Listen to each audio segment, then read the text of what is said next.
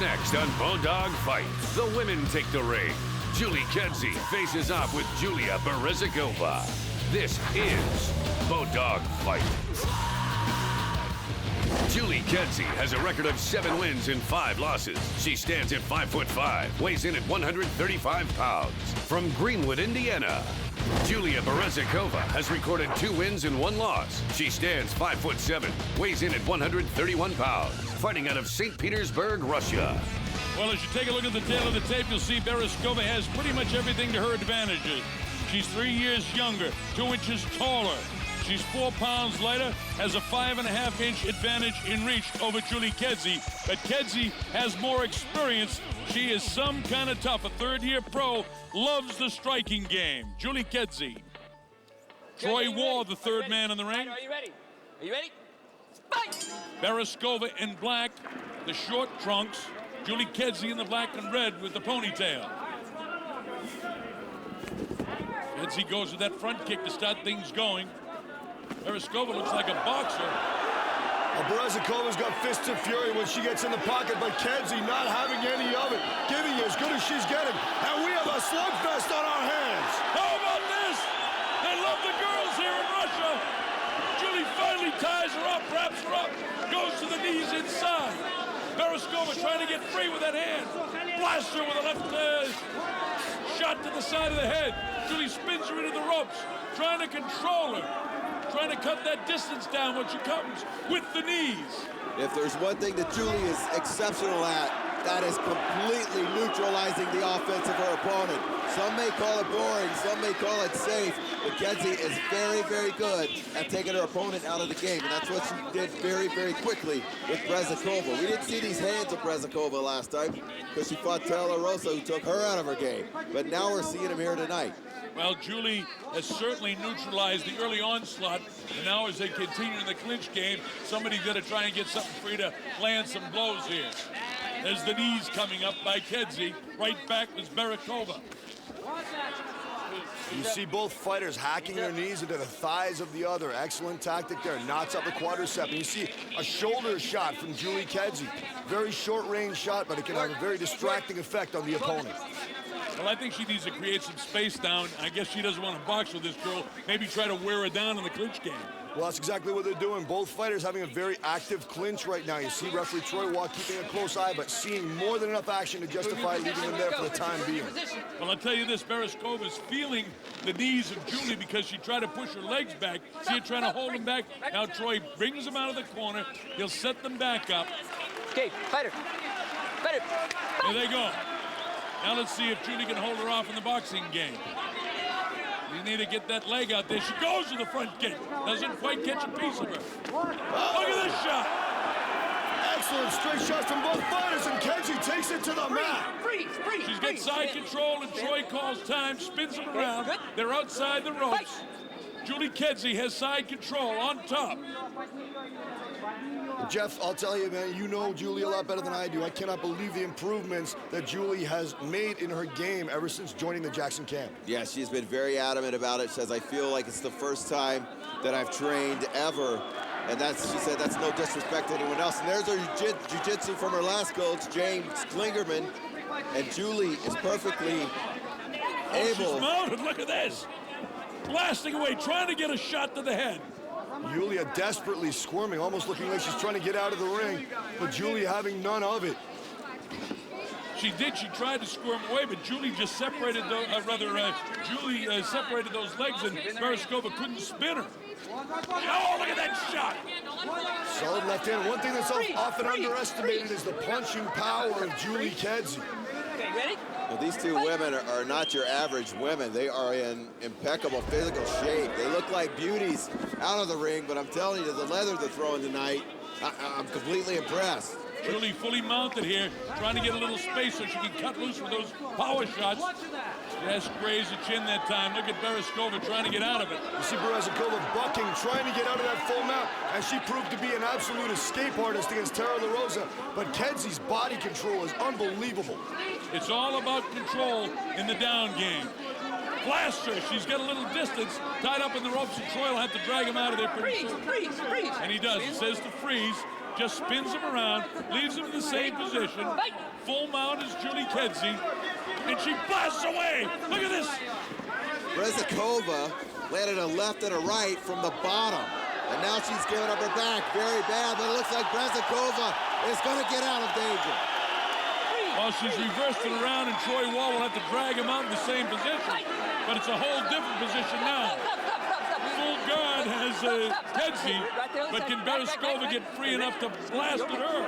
Good call on Troy Wall's part. The guard was not completely close, so he did not restart them in that position. This is where Kedzie's nose was bleeding earlier, was you know, streaming down as she's going for an armbar. And being on your back with a nosebleed like that, you start swallowing a lot of blood. Eventually, you just can't breathe as well. Brezikova, great ground defense, as Kedzie trying to work those arm bars. Closing seconds. Julie will escape from this as the bell will end this round very shortly here. There it is. Action-packed ladies' first round, guys. Unbelievable. I cannot believe the Julie Kedzie we are seeing tonight. I saw Berezikova's medal tested against Tara LaRosa. I knew the level she was at.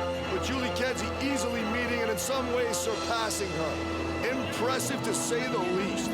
Well, in the early going, the onslaught with the boxing of Berezkova was almost overpowering, but you called it, Paul.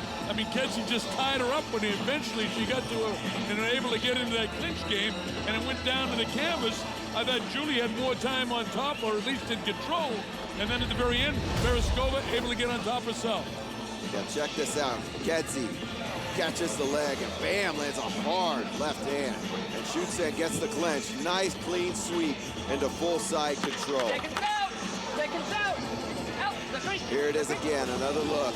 Julie took one. I got to give Brezikova some credit. She landed a right too. 10-9 for Kedzie, not by much though. Kind of dominating last 2 minutes of the round, being on top of Brezikova. Ready? You ready? In mixed martial arts, women fight the same distance as men do. 3 5-minute rounds. Julie Kedzie with her back to you with the red trim on her trunks. In the shorter trunks is Yulia Berezkova from right here in St. Petersburg, Russia. Blood coming from the nose of Julie Kedzie. They're in the boxing game again, and now the clinch again. Trying to take her down, and she does. Nice clean sweep again. Kedzie almost in the mount, and she's there. Brezikova trying to bridge and roll. She's done it. She's giving up her back. Can Julie control it? That's that insane flexibility that Yulia demonstrated against Tara LaRosa in Vancouver. And once again, it gets her out of immediate trouble against Kedzie. You know, Colonel, you mentioned that the women go the same rounds as the men, 5 minutes. In some states, they feel that the women aren't adequate enough to fight. They make them fight 2 or 3 minute rounds, but in Bodog, hey, our women are for real, and they're fighting 5-minute rounds just like anyone else does. And you people that are watching at home, and I know that you realize what Jeff is talking about. He knows women fighters. Julie Kedzie, one of the very best, and so is Berezkova. Berezkova on top, a little ground and pound here.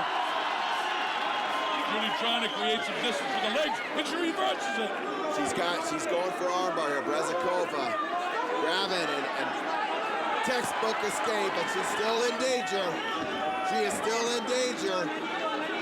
And now Brezikova is grabbing that ankle. She is out. Listen to the crowd come alive. It looks like organized mayhem, but this is good Brazilian jiu-jitsu. She's stuck in a triangle that is clamped on. The triangle is clamped. I'm not sure where her arm is, whether it's across her throat. Brezikova trying to push off. She is in serious trouble, not necessarily from the submission, but from the strikes that are being rained down. And she is trying to push Kedzie off. Kedzie's really got that leg locked into her other leg. Troy wants to pull him up, but he doesn't want to interfere with the action. Look at the flexibility of Brezikova completely torquing her body all the way around. It's unbelievable. Julie continues to pound on her. Look at this. Holy suffering cats. Full mount with a leg wrapped around. This is unbelievable stuff. Yeah, she has got that triangle. It's not all the way cinched in. Her arm is not, still that's very, very tight. And Brezikova continues to defend. It's Kedzie, it's gonna be stopped. It's all over. The winner, Julie Kedzie. Bereskova took the pounding of her life from Julie Kedzie. That's a great victory. Good performance by both female fighters. I gotta tell you, they're not just good female fighters, these are brilliant athletes. I'll say it again, I've said it a bunch of times before. Our own Jeff Osborne has been the primary proponent of female mixed martial arts in North America. And time again, the Bodog fight women bear out Jeff's opinion. Julie Kedzie scoring an unbelievable victory in a fight that very nearly stole the show tonight. Well, in the early going, the way Bereskova came out with her boxing and just swarmed all over Julie. Julie weathered the storm, grabbed her up, got her in the clinch, and that's why you have to be good in all three phases in mixed martial arts. At this level, you can't escape with just one. Yeah, take a look at the end. Kedzie just had the triangle cinch, wasn't going to get the submission. I'm a firm believer in take full advantage of the position you have and don't always go for submission even when it's there. And Troy Waugh steps in, says, hey, it's not going to get any better from here. And Julie Kedzie victorious via referee stoppage.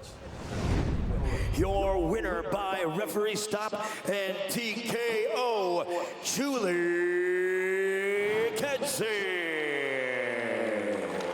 A wonderful victory for Julie Kedzie.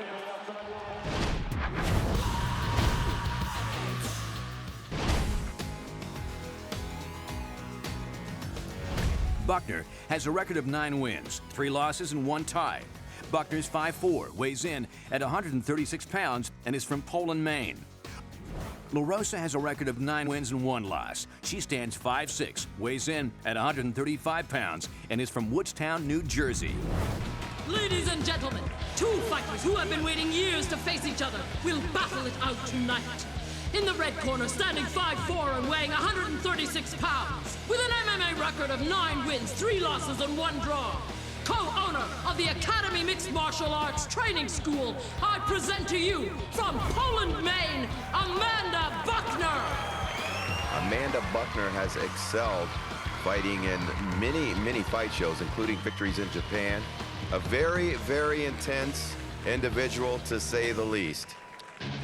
And her opponent in the black corner, standing 5'6" and weighing in at 135 pounds, with an MMA record of 9 wins and a single loss. An Army combat instructor at Fort Bragg, North Carolina, from Woodstown, New Jersey, Tara La Rosa.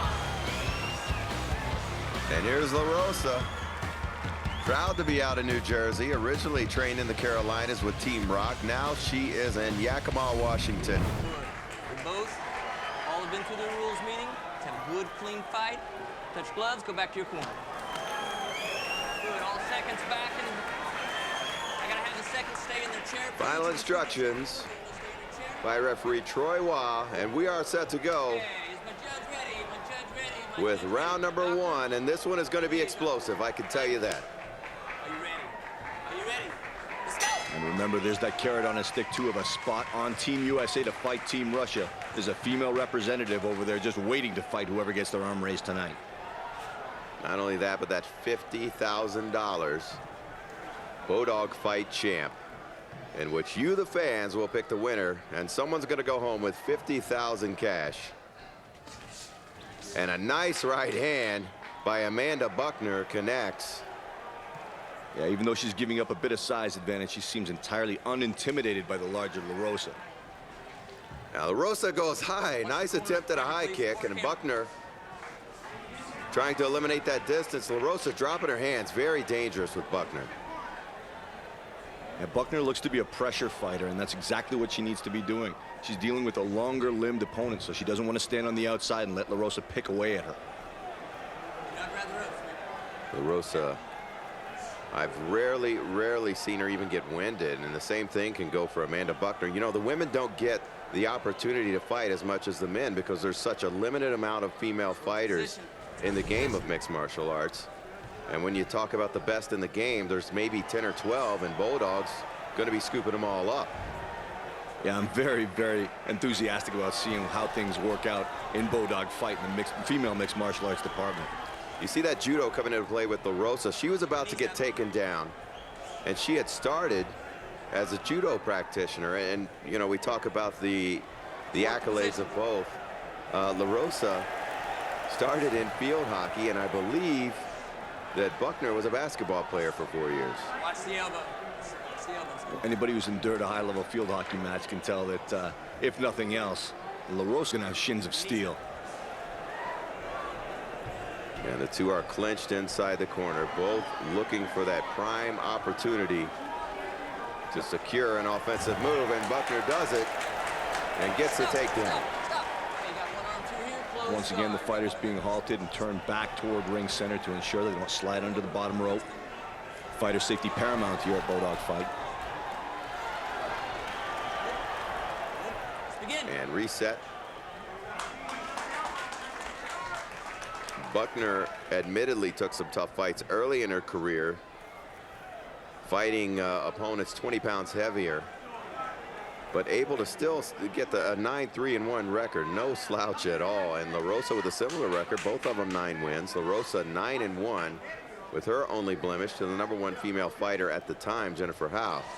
And she's been unsuccessful in getting a rematch to avenge that loss. And she's working those legs up high for a high guard, possibly to look for armbar or triangle. And Buckner's staying busy. She's burrowing inside, trying to create some distance and drop some punches down in the face, but that's got to be frustrating against an opponent who's so long-limbed. Now Buckner puts that head a little bit lower. Tara should up kick, but it's Buckner with the offense. There's the up kick, often called the bicycle kick. And it's Buckner literally kicking the butt of La Rosa, and now goes down to get past those legs. La Rosa using her mobility and limb length very, very well to keep from getting side mounted and repel Buckner back to her feet. And people watching may be eager to say, oh, just stand up, just stand up. There's an incorrect way to stand up that will get you punched right down the pipe in the face. You got to wait for the opportune time to stand up correctly in this game. And it's La Rosa making an attempt to club those heels right down on the face of Amanda Buckner. Now Buckner lands a nice right hand. Buckner's playing this game very, very well. She's doing just enough to keep the referee from stopping the action and standing them both up, but at the same time not leaning in too much, not putting herself within range of those pistoning feet. Very well tactically played by Amanda Buckner from this point. That's La Rosa again, clubbing him down. Now that would have been a good time to stand up. Step, step, step. And finally, haven't seen enough. Referee Troy Waugh stands the ladies back up. As is said before, a high action mandate here at Bodog Fight. We want to keep these fights flowing and give the fans all the action that they have paid for. So ladies are back up, and it's back to the kickboxing game. And that was a deep leg kick by La Rosa, and she got caught. Her head flew back. Uh-oh, now it's Buckner. La Rosa trying to work that Kimura. Buckner could be in serious trouble here, but she's past the guard of La Rosa. Stop, stop, stop, stop, stop. Round one comes to a close. Thankfully for Amanda Buckner, because she did seem to be in a disadvantageous position. Tara La Rosa will get the opportunity to have another crack at it, so to speak, in round two. And Jeff, how do you see round one playing out? Do you have either athlete ahead at this point? Now Buckner pressed the action. I think Tara was on her back maybe a little bit too long. The judges could totally be seeing a different fight. We never know. I would slightly give the edge to Buckner in that first round. Let's go, fight.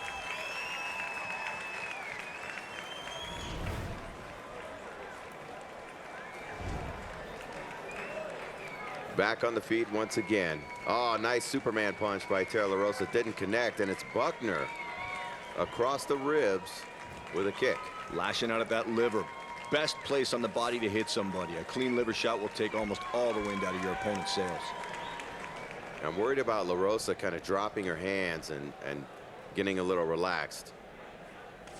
But a nice kick to the midsection, La Rosa. Both of them just kind of feeling each other out and stalking in the stand-up game.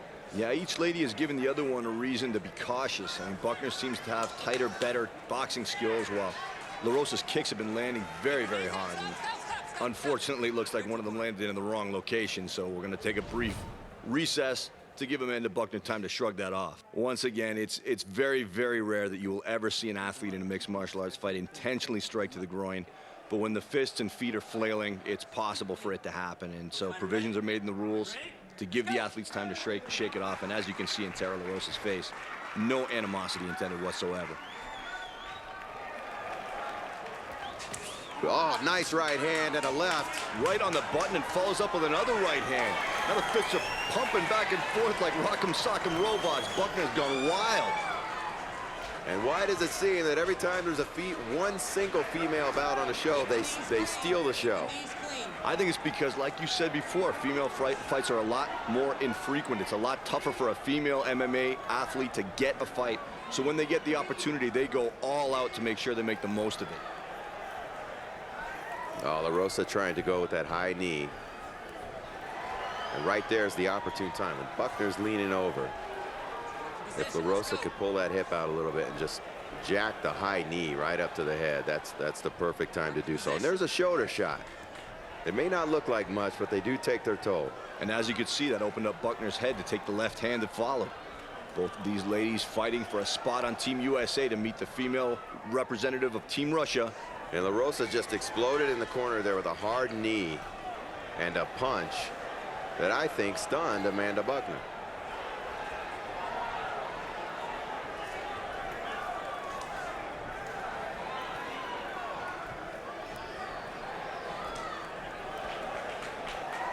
These two women, if we would have seen some of the men's fights earlier in this series, if they would have been willing to stand up and trade like these women, maybe they would have finished a lot more quickly. I'll tell you something, this is one of the more entertaining bouts I've seen lately. Neither one of these ladies wants to leave anything to chance. You know, they want that $50,000 prize for Bodog Fight Champ as selected by the viewers, and they want that berth on Team USA to represent their country. LaRosa seems to be pressing the fight a little bit more. Nice left jab. Look at that. 3 left jabs in succession. And Buckner could be in trouble. But LaRosa clinches. LaRosa doing an excellent job of keeping Buckner on the end of her punches. And right there, Jeff, as you said, catching Buckner with her head down and bringing that knee up right into her face. But it's Buckner who has one underhook, one out overhook. There's the foot stomp. Again, you're not. Oh, and a nice return. Tit for tat. Buckner ate a knee, Buckner gave a knee. Neither one of these ladies has given anything up.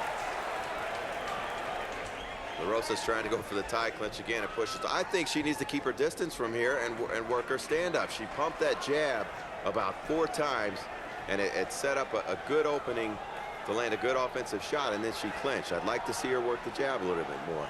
Yeah, you're right. She's really found her stand-up rhythm in this round. She's having trouble with Buckner's punches before, but now putting her combinations together really well and effectively using her limb length. But Buckner is staying extremely strong. She's staying her ground. Look at that shot. A beautiful shot, but LaRosa is able to sprawl. You see her trying to move around and work for an offensive position. She cannot get a hook in from that position. This is pretty much a stalemate for both fighters at this point. I can't see LaRosa closing a choke from this position. Every now and then you get in a very strange position. And that's one you don't see. I don't even know what to call that one. But now it's LaRosa on her back, and Buckner sits through. She has passed the guard. LaRosa could be in serious trouble at this point. Now taking full mount, and Tara LaRosa immediately working her way out of there. Beautiful work. And look at that, a nice textbook reversal. And now it's LaRosa, and we are seeing by far the most competitive fight of this Bodog series.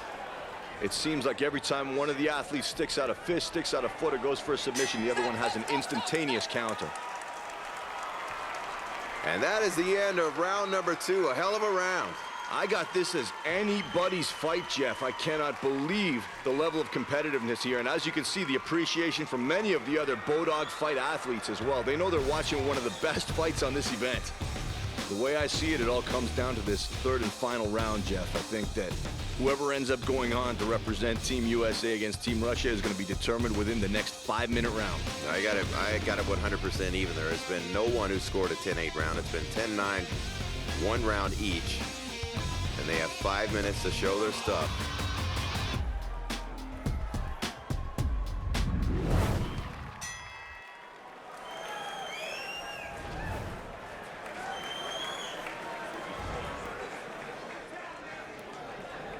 Third and final round. La Rosa trying to pump that jab again. Big left body kick, and that's gotta hurt. Buckner's been, man, she's really staying aggressive. Just when you think one has the upper hand, the other one bounces right back.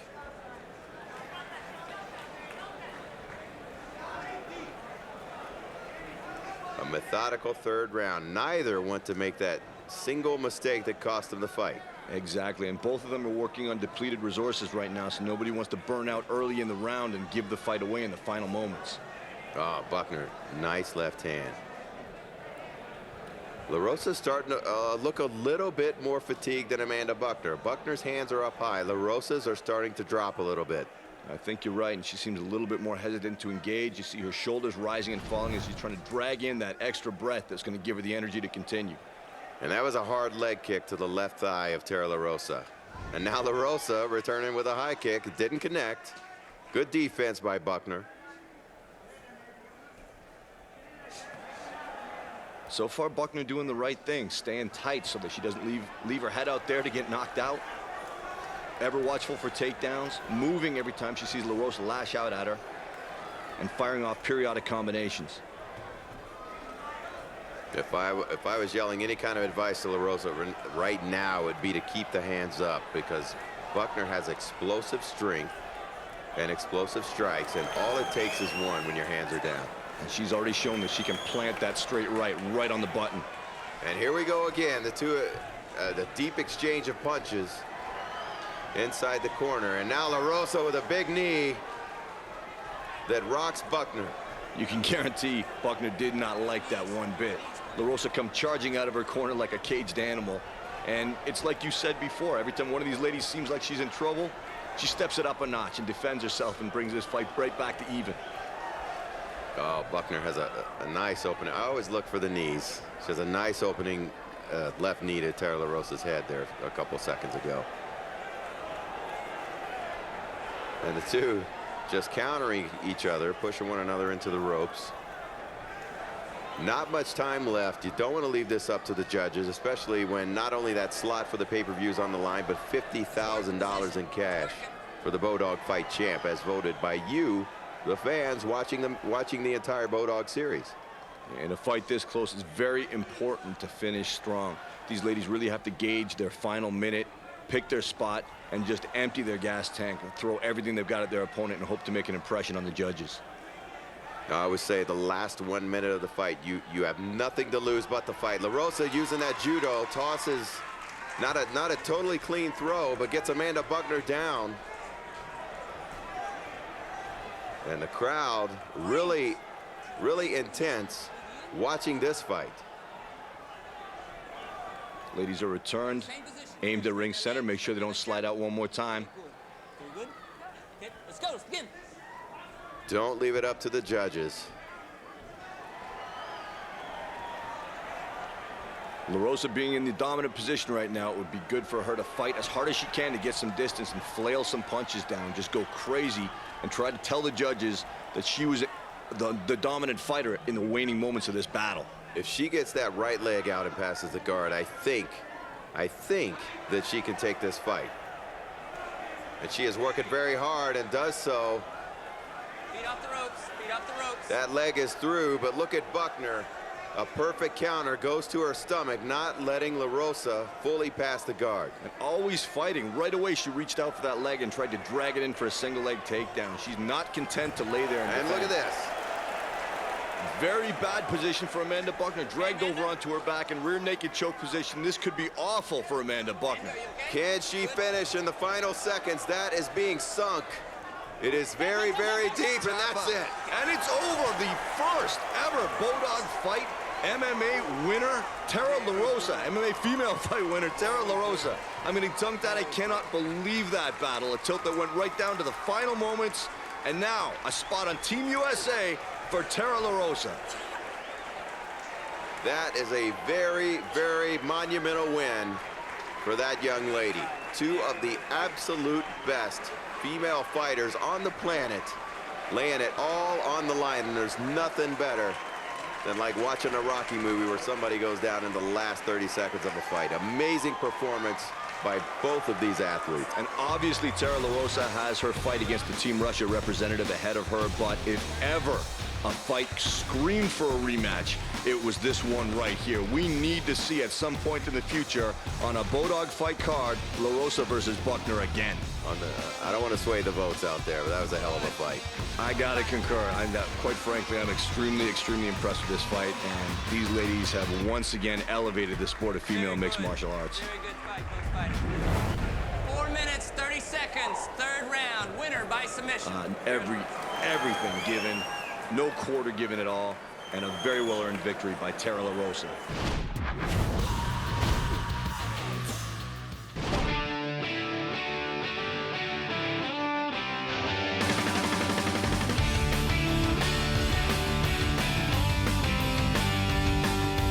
And here are your principals. First, fighting for Team Russia.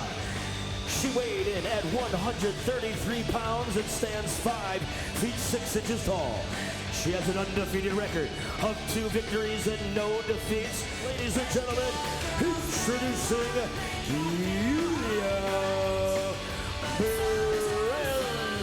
Bereznakova. And her opponent representing the red, white, and blue. Ladies and gentlemen, from Woodston, New Jersey, she stands 5 feet 6 inches tall, weighing in at 135 fighting pounds. She has an incredible record of 11 big victories with only 1 defeat. This next fighter is an Army combat instructor and considered one of the best female fighters in the world. Representing the USA, introducing Tara LaRosa. LaRosa and Bereznakova, the Bodog fight, tail of the tape. LaRosa, the more experienced of the two, the older fighter, same height. Bereznakova, as you mentioned, an unknown quantity, but she is on the Russian Red Devil team. Ready, good. Doctor, ready? Are you ready? Fight! Here we go. 3 5-minute rounds scheduled. LaRosa with the white tank top, Bereznakova in the black. Oh, LaRosa lands a high kick. Look at Yulia with a 1-2-3 lightning fast combination. Yulia looking for a headlock takeover here. Oh boy, and the throw, LaRosa down on bottom. That flurry of punches was no surprise. Yulia saying she's very frustrated, having trouble finding MMA fights in Russia, so taking boxing matches to stay competitive. Now look at LaRosa here. She could be sweeping around for this armbar. One of the great attributes of Bereznakova is her speed. Look out. She's got the arm isolated. All she's got to do is extend that arm, and it's serious trouble for Bereznakova. And now LaRosa throwing the punches. She gives up the arm to throw the punches. Oh, look at the strength of the Russian fighter. And she battles her way from below, trying to grab the legs of LaRosa. Look at that.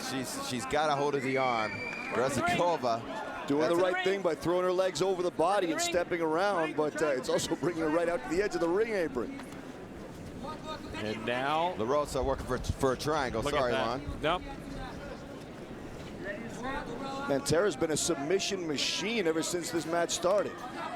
She's not going to give up the arm of Yulia Bereznakova. Yeah, we took a little bit of heat from Tara's mom over the last fight with Amanda Buckner. We just wanted to see him fight again because it was such a phenomenal fight. No, Amanda did fight a great fight, no matter what you said. And no disrespect to either one of those girls. That was an incredible knockdown, drag-out war won by the slimmest of margins. Well, at one point, Tara showed her mom a video clip of what she does, and her mom immediately broke down sobbing and started hugging her daughter. Says, why are you doing this? But she's come around slowly. Berezikova seems very fond of the headlock, and that's something you don't normally see in mixed martial arts because an opponent can scoot out the back and take your back. I don't know if that's something that works for her. Exactly.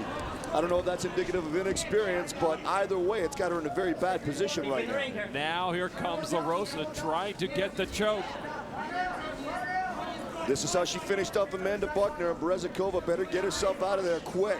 She's got a full body triangle on her. There's no way Berezikova's going anywhere anytime soon unless she works the body triangle off. That's like a boa constrictor completely wrapped around your waist and hips. The only thing she can hope for is that Troy Waugh cause a stall, but he knows enough about the sport to know that LaRosa is doing enough damage to keep the fight going. Berezikova did a great job of wedging her chin down under the forearm of Tara and keeping from getting choked out. Now they're going to freeze. They got too close to the edge. Troy Waugh will bring them back to the middle, keep them in the same position, and then restart the clock and the fight. Just to keep the action going and keep the fighters out of danger of going off the ring mat. And LaRosa, once again, constantly looking for submissions now. As she said, she's probably one of the most nervous fighters in the women's circuit. But she said she's calmed down quite a bit for this. LaRosa was hoping to keep this fight on its feet for as long as possible, and that lasted about 0.5 seconds. It did, but she certainly knew what she was doing when they got to the ground, and if she manages to hang on like this, I imagine the fight will get stood up soon unless Berezikova finds a way to get busy. You guys gonna have to improve your position. We had a lot of conflicting stories about what Yulia Berezikova was good at. Was she good at stand-up? Was she good at ground? We did find out her 2 wins come via way of submission, but there were people saying she is working on a boxing career. As you see Tara LaRosa get the hooks in once again. Berezikova had a clear shot at LaRosa's face, pounded away at it for just a bit, and now Tara trying to get in position for a submission. And once again, we see move, counter, move, counter, move. Tara constantly looking to get on Berezikova's back, and every time she gets close, Berezikova using her insane flexibility to squirm free and get back into the closed guard. Boy, for the lack of fighting experience, Yulia Berezikova has shown her training has been paying off. And now it's LaRosa on top once again. She's got 1 hook in, I believe. But Berezikova has the right wrist of LaRosa in a death grip. LaRosa trying to yank it out in the final seconds here of round number 1, and does. And now pounds away at a defenseless Yulia Berezikova.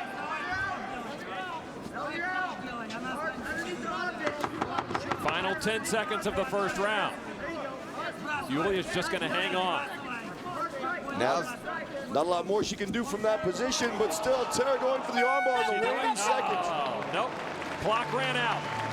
That was some textbook groundwork we've seen there. Tons of sweeps, utilization of the hooks, and controlling your opponent with a full body triangle. Action from the first round, plenty of it. There's that boxing expertise, one of the few things that we knew about Berezikova as she pumped the fists in and clamped on a headlock. And look at this, LaRosa presses for this armbar, gets fully mounted, and she's very good at raining down punches. She's finished many women with those punches from the mounted position, but she couldn't finish Yulia. Seconds out! Seconds out! Let's go! Seconds out! Here we go, round number 2. Berezikova in the black top against USA's Tara LaRosa. Oh, and now the punches start to fly, but LaRosa says, let's get it to the ground. And look at this, nice, beautiful double leg takedown. Look at Berezikova. Right with her. One thing about Berezikova, when she finds herself in a bad position on the ground, she never stays there. She never lets herself get held down voluntarily. She's always trying to be perpetual motion and squirm out of the bad positions. LaRosa stepped over seemingly with no effort at all and gets full mount position, but Berezikova has a guillotine, partial guillotine rather, just trying to basically isolate the head of Tara LaRosa at this point. She's not going to finish her from here. No, and you can see LaRosa peeling that hand away right now. It's she was never really in danger of being choked out. This might be where Troy Waugh wants to walk in, but Berezikova tries to bridge out of it. She's giving up her back once again. Yep. Tara's going to let her roll underneath. If she was more in the center of the ring, I'd say, hey, go for that armbar that's wrapped around your head. But in tight towards the ropes, don't do it. And now LaRosa peels away the arm. Yep. Here we go. The arm bar. The arm bar. That arm's extended. That is looking bad. Berezikova rolls look out at of this. it. Oh, she's tapping. She does tap. And that is it. Almost managing to step over the body and get away from the arm bar, but at the very last second, found herself incapable. Tara LaRosa forcing Yulia Berezikova to tap out. Notch another one for Team USA and Tara LaRosa. No, I did not have an earpiece in Tara's ear telling her to go for the arm bar. And sweet relief for perhaps the most nervous fighter in the women's MMA ranks. Look at this beautiful double leg takedown. LaRosa sweeps her completely out from under. And Berezikova, as you said, Lon, moves right along with her. Nice high kick from LaRosa, followed by a nice left hand. That just softened her up for what was to come. And once again, I have been an advocate for women's fighting for a long, long time. I know some people don't like it. You cannot deny the skill of Yulia or Tara in being a legitimate mixed martial artist. Give a lot of credit to Yulia. She fought one of the best and hung in there. I think we'll see a lot more of her. And there is the finish, a final arm bar. Berezikova had a chance to walk over it. You saw her bridge try to do it, but Tara hung on. Berezikova tapped out. Tara LaRosa is your winner. Let's go for the official announcement from Damian Pinto. Ladies and gentlemen, this one comes to a close at the 1 minute 28 second mark of round number 2. Your winner by way of arm bar submission and tap out, the United States Army combat instructor, Tara LaRosa.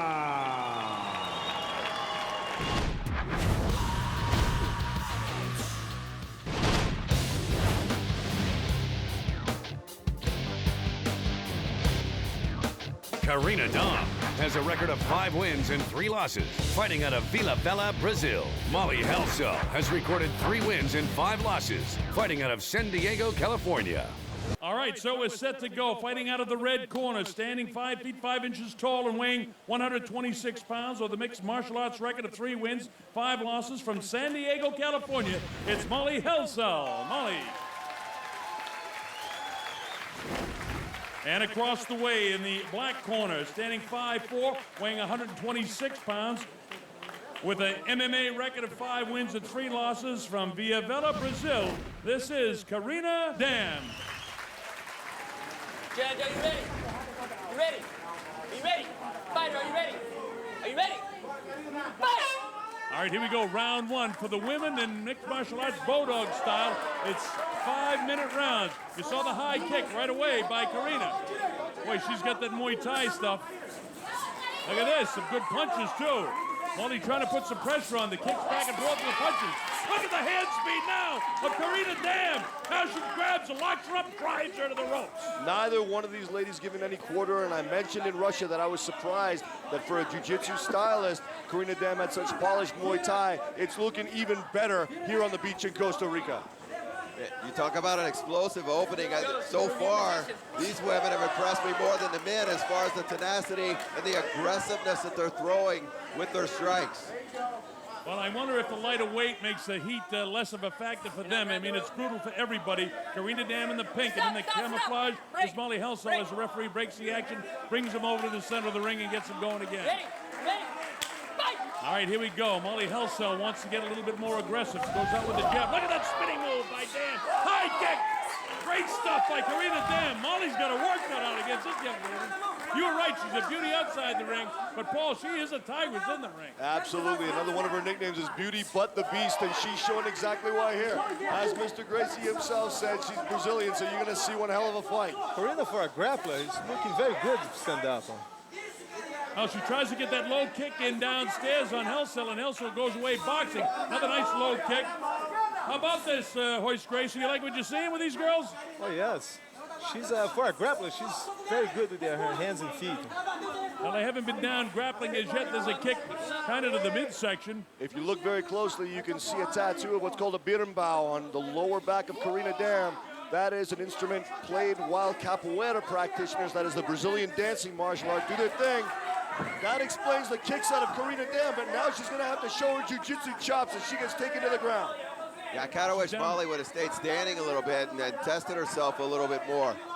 You know, with both of these two, I think they're both purple belts on the ground, if I'm not mistaken. Well, on the ground, Helsel from the position of advantage here, trying to get her hands free where she can blast, and Dam is doing a nice job, and now she up kicks and gets her away. There's a blast to the thigh, and another one to the thigh. And what's Dam have to do here to get out of this mess? Basically find an opening to get to her feet because she doesn't want to lay there and take those leg kicks, although usually that's only tolerated for a certain amount of time before the official steps in and stands them up anyway. Well, that's probably what Karina's waiting for. She's got the hands behind the head, just trying to fend her off so she doesn't take a real hard kick to any place that could really hurt her. Boy, I'll tell you, those kicks are pretty good to the back of the thigh, and you were right. Finally, Troy Waugh says, come on, get back up on your feet. So that's exactly what she did. She just kind of bided her time. There's that high sort of karate kick or Muay Thai kick. Didn't land, but it got the attention of Molly Helsel. Now she grabs the locks of the leg, drives her, and right down to the canvas. Terrific stuff by Karina Dam. She timed that one very well. Watch the back head, Molly. I tell you, the aggressiveness level with the men, there's a lot of ego involved in what the people think of them and what their peers think of them. But the women, I always say it's less about ego and more about the fight. They do not care. They get limited time fighting, and they take full advantage of it by going, and I hate to say it, but balls out, guys. Well, you can say it here because Bodog Fight loves it what these girls are doing, and they've done everything to promote the female aspect of this sport, and it's terrific. Karina Dam in the position of advantage, getting locked up with the legs of Molly Helsel. Molly pounds the head, continues to pound the head. Boys, what would you suggest for Karina Dam to get herself out of the closed guard of Helsel? She would have to stand up. I think Molly was working on the arm lock, trying to go for arm lock earlier. Well, the referee, Troy Waugh, gets him back up on the feet. And now Dam feints a little bit with the jab, goes to the straight right hand, which clips the side of the head of Helsel. I don't know how effective it was. The Helsel tries to kick downstairs. Molly now kind of on the defensive mode here as Dam wraps up that leg. Both trying to get shots away. Dam has her tied up, pushing towards the rope. Molly bangs her by the head, right back with the left hand of her own as Dam crashing to the right ear. There's the knee up inside in the chest area of Helsel. As this fight wears on at this frenetic pace, I have to say that there's a disadvantage to Helsel, having to cut that astronomical amount of weight. That's going to break down the energy reserves, but just as I say that, good takedown for Karina. Oh, look out. Helsel has one hook here, and I think Karina's going to be good enough on the ground to not allow Helsel to get that left hook. Well, the buzzer sounds, and that ends round one. I'll go right back to you, Jeff. How about the scoring in that first round? Don't ask me that. I want to give it a 10-10. I really don't know who won that. I mean, both are, you know, I may give a slight edge to Karina, who showed a little bit more finesse standing up. But Helsel, you know, she's looking good as well. Ready? This is round two on Bodog Fight. Well, there's the low leg kick by Dam, and the high kick is attempted. And she holds her back with two quick muscle shots in. Look at this! Man, inside punching both sides of the head of Molly Helsel, and Helsel ties her up, and Dam has her wrapped up pretty good, too. So not kind of the old Greco-Roman up-style fighting, eh? Yeah, they're both locked in a standing clinch right now, and I could see that Dam's cornerman holding his hands out, almost telling her not to go for the takedown because she's just been doing so well on her feet. Now we're seeing a lot of the infighting common to Muay Thai kickboxing. Knees to the thighs, knees to the stomach. There's a lot of damage that can be dealt in a standing clinch. Man, these are real hard knees, too. Most of them being landed by Dam right now. There's another one with the right knee. And now the ref calls timeout, takes him to the center of the ring, separates the two. Let's see if they go to the boxing or if they clinch up again. Dam in the pink, Helsel in the camouflage. Helsel goes with the jab, falls short of the chin of Dam. Dam dances around to the left, tries to get her own left hand out there. She's on her toes, continues to bounce left, gets the left hand out there.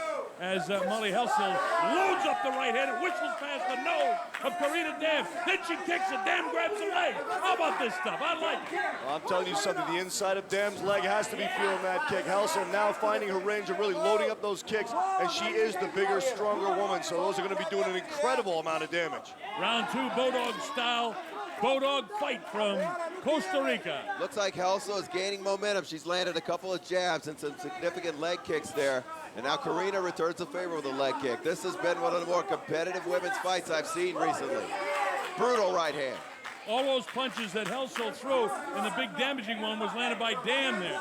There's the high kick again. That one landed on the right ear. Didn't get a real deep in the ear, but it caught a piece of it. Got enough for her attention. Both kicking at each other.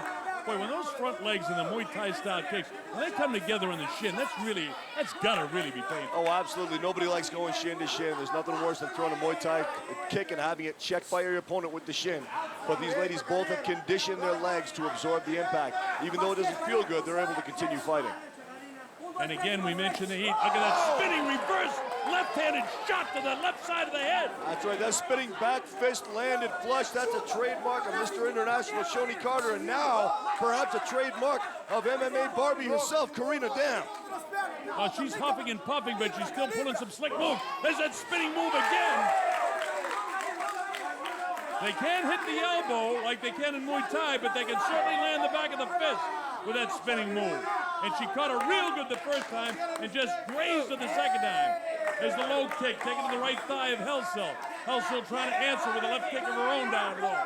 There's a hard kick and a decent punch thrown by Helsel, hard kick by Dan. So Hoist is staying up on the feet. You were right in the corner, hard kick to the bottom leg. And I'm surprised about that. Oh! Now I'll tell you something, Karina Dam's weight was on that leg when it was kicked, and nothing does more damage leg kick-wise than when you catch an opponent with their weight on the leg. That one, she had to be feeling right down to the bone. Well, that's how you blow a guy's knee out. If you get him stiff-legged like that, you should know you get some knee problems right now. Yeah, Karina's leg looks like a baseball bat hit it on the side. Maybe Molly has the same damage, but she's wearing longer trunks and you can't see it. Molly's definitely coming more alive in the second. It's been fairly even, I think, but Karina scored a beautiful, beautiful spinning back fist. As they all foot stomp by Molly, it gets the attention of Karina. Now she lifts her foot up. She didn't like that. The shoulder, and right back comes Dam showing her grit. There's those knees to the thigh of Dam. And boy, I'll tell you, for the kind of heat we've got out here, no shortage of energy of these two girls, and they've got to be gassed, folks. They have to be. I mean, it's tough on us, the four of us sitting here at ringside. These girls are really working out there. Can you imagine losing 15 or 16% of your body weight in 3 or 4 days like Molly Helsel had to do it? For a woman being that low in weight, that's very, very hard to do. And then rehydrating today, and then you're going to be dehydrated after, the 15 minutes of tough, hard fighting if it goes the full distance. Right now, Dam landing shots. Good punches, left hand, followed by the right hand. They crash into the far side of the ropes, and now spinning around, and Helsel goes to stomp on the feet of Dam, and Dam doesn't like that. Watch her come back with the punches. He's got those arms hooked up underneath the elbows, and she comes with a kick. You see Helsel firing those shoulder shots up into the jaw of Dam. Again, an irritant, but at this stage of the game, everything is going to pay dividends. You take a fighter's mind out of the game for 1 second, it could spell defeat for them.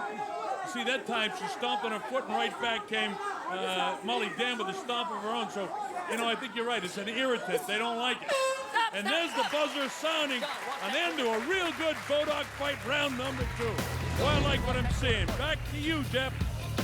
I may just throw it back to you guys. I told you, this has been by far the best women's fight I've seen, probably in the last 8 months. I mean, these two are laying it all on the line. I commend both of them.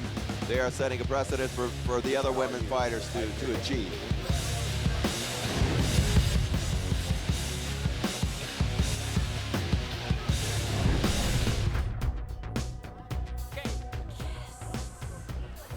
So let's see if Molly Helsel can pick it up and take one round back, or maybe end this thing in a knockout. It is tough. I mean, Dam has been landing the greater quantity of strikes on the feet, but Helsel has been doing more damage with her strikes. So we're going to see who can press the advantage and perhaps finish this out early. Well, they exchange low kicks. First Dam, then Helsel, now Dam again. Helsel talking to Dam. furious now, using the energy, using the anger that she built up, having to cut all that weight as fuel for the fire. Yeah, she is controlling the center of the ring, and she's talking trash. I won't say the exact words Molly said that she was going to do to Karina, but you know, it was pretty bad. So we'll see. This is the third deciding round. Yeah, she came out very hard this round. She came out very strong. This is where stars are made here. She's only got about 4 minutes to do it if she's going to do it and become the big star. High kick again by Karina. Boy, that looks so good. And beautiful counter right hook by Helsel. Helsel for the first time going blow for blow with Dam. She gets that jab out there, loads up the right hand, catches a piece of the chin of Dam. Wow! Helsel caught her just below the chin. Let's fly with another right hand, which whistles past the chin of Karina Dam. Dam in the pink to the right of your screen with her back to you now. Now to the right of your screen on the spinning move, and the cameo trunks is Helsel. Helsel with the back to you, tries to move in for the kill. Oh, that's a brutal cut kick. Counter Karina Dam's kick, and Helsel chops away at the leg. Wow, she is pouring it on. Man, those are hard kicks. That's what we're talking about the last round when those shits at his. Dam pouring it on now. She nails it with a couple of shots.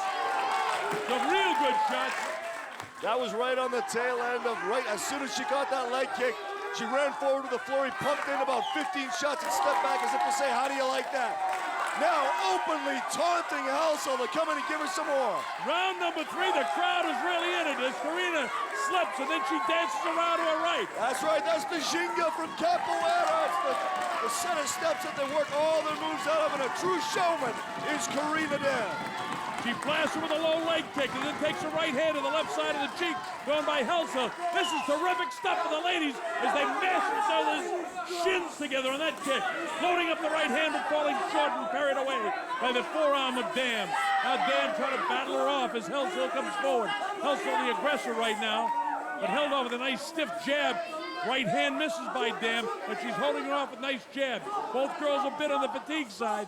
How about the pace of this, Hoyt? You like it? I like it. I like it. Karina's putting some show over here, man. All those critics of women's fighting, you should shut up now, because this match has been incredible. We have people stomping. They are literally on their feet. Every single person in the building is on their feet as Helsel lands a big right. Little feint with that shoulder, and then Helsel drops the right hand right on top of it. Dam comes back with a shot. Now the stomping again by Molly Helsel. And every time she does it to Karina, Karina is coming back with it. She doesn't like it.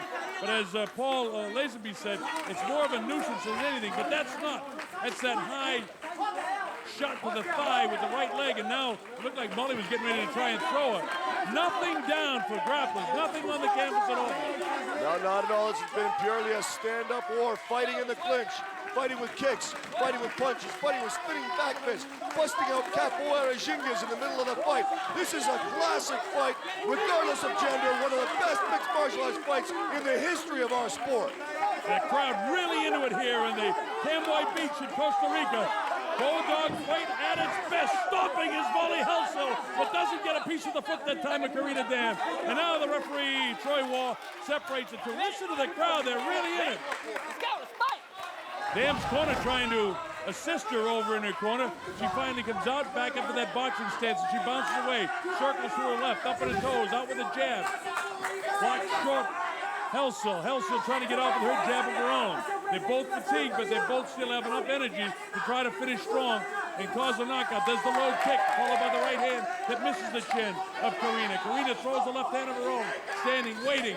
Helsel reciprocates by throwing her right hand right in front of her again. Both want to throw shots. Loading up the right hand is Helsel. You can see the evil intent in the eyes of Helsel. Every punch, every kick, she's trying to do maximum damage. She wants to take Karina Dam's head off with every single strike, and Dam responding in kind. Dam using both hands. Wow, with the right hand is Molly Helsel. Kicks her down low. Moves Dam back. Karina blasts into the legs, and right back with the right hand is Helsel. Helsel on top of her. Can Molly hold her on? She does. She gets hit with the right hand. How about the pace of this fight? Unbelievable. This is the first time I've seen Dam on the consistent back pedal. She's taunting, but fighters often do that when they've been hurt, and there is no way she's not feeling the cumulative effects of the strikes of Helsel. Continuing to showboat. Helsel pursues her right until the final horn. Unbelievable. It's all over. A terrific effort one of the best Bodog fights you will see, in spite of women, men, anything. That's just a flat-out good fight. Unbelievable. These women have taken their place in the pantheon of warriors for sure. They take a backseat to no one in terms of guts, of skill, and once again we see the Jinga and a capoeira kick from Karina Dam, as she hopes the judges see it the same way her corner does. She hopes they hand her a victory in one of the hardest fought battles in the history of mixed martial arts. Hey, you want to know who won this one? Every single person sitting, or should I say standing, on the beach today. She's not exhausted enough. She puts on this kind of show. Unbelievable. Great stuff, Karina. I love it. Boyce, how about a final comment on this fight? Man, that was a fight. That was a fight. And that's coming from a guy who knows, believe you me. What else can you say? It's exactly right, short but sweet. If there was ever a fight between two combatants, it was right here, right now, right here in Costa Rica in Bodog Fight. All right, referee Troy Wall has moved into the center ring. What a thrill to be with you guys. What a thrill to hear this decision. Here we go. Very good, strong fight. We have a majority decision. Black.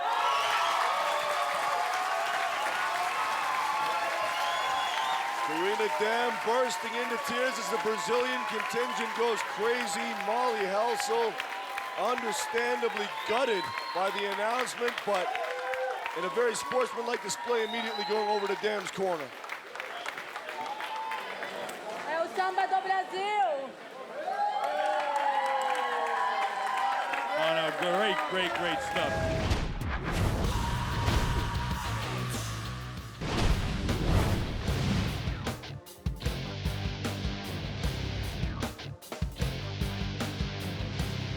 Tara LaRosa has a record of 12 wins and 1 loss, fighting out of Woodstown, New Jersey.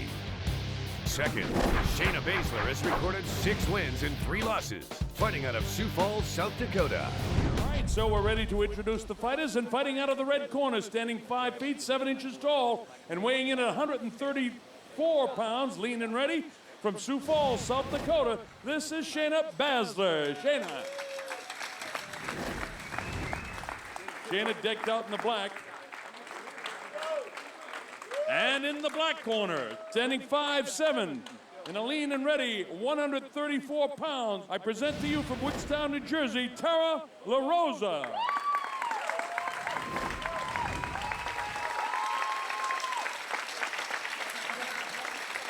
The Colonel Bob Sheridan, Paul Lazenby, Jeff Osborne, and Judge, of course, Hoist Gracie with us.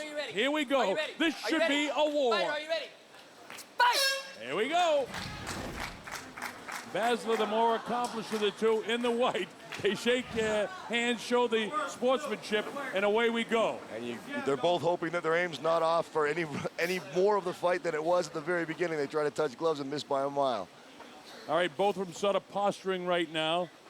That's Baszler in the black facing you. Goes with this little kick just to test what she can do with LaRosa. You see the high hand position of Baszler and the very solid foot placement indicative of a Muay Thai kickboxing training. And there's a hard Muay Thai kick.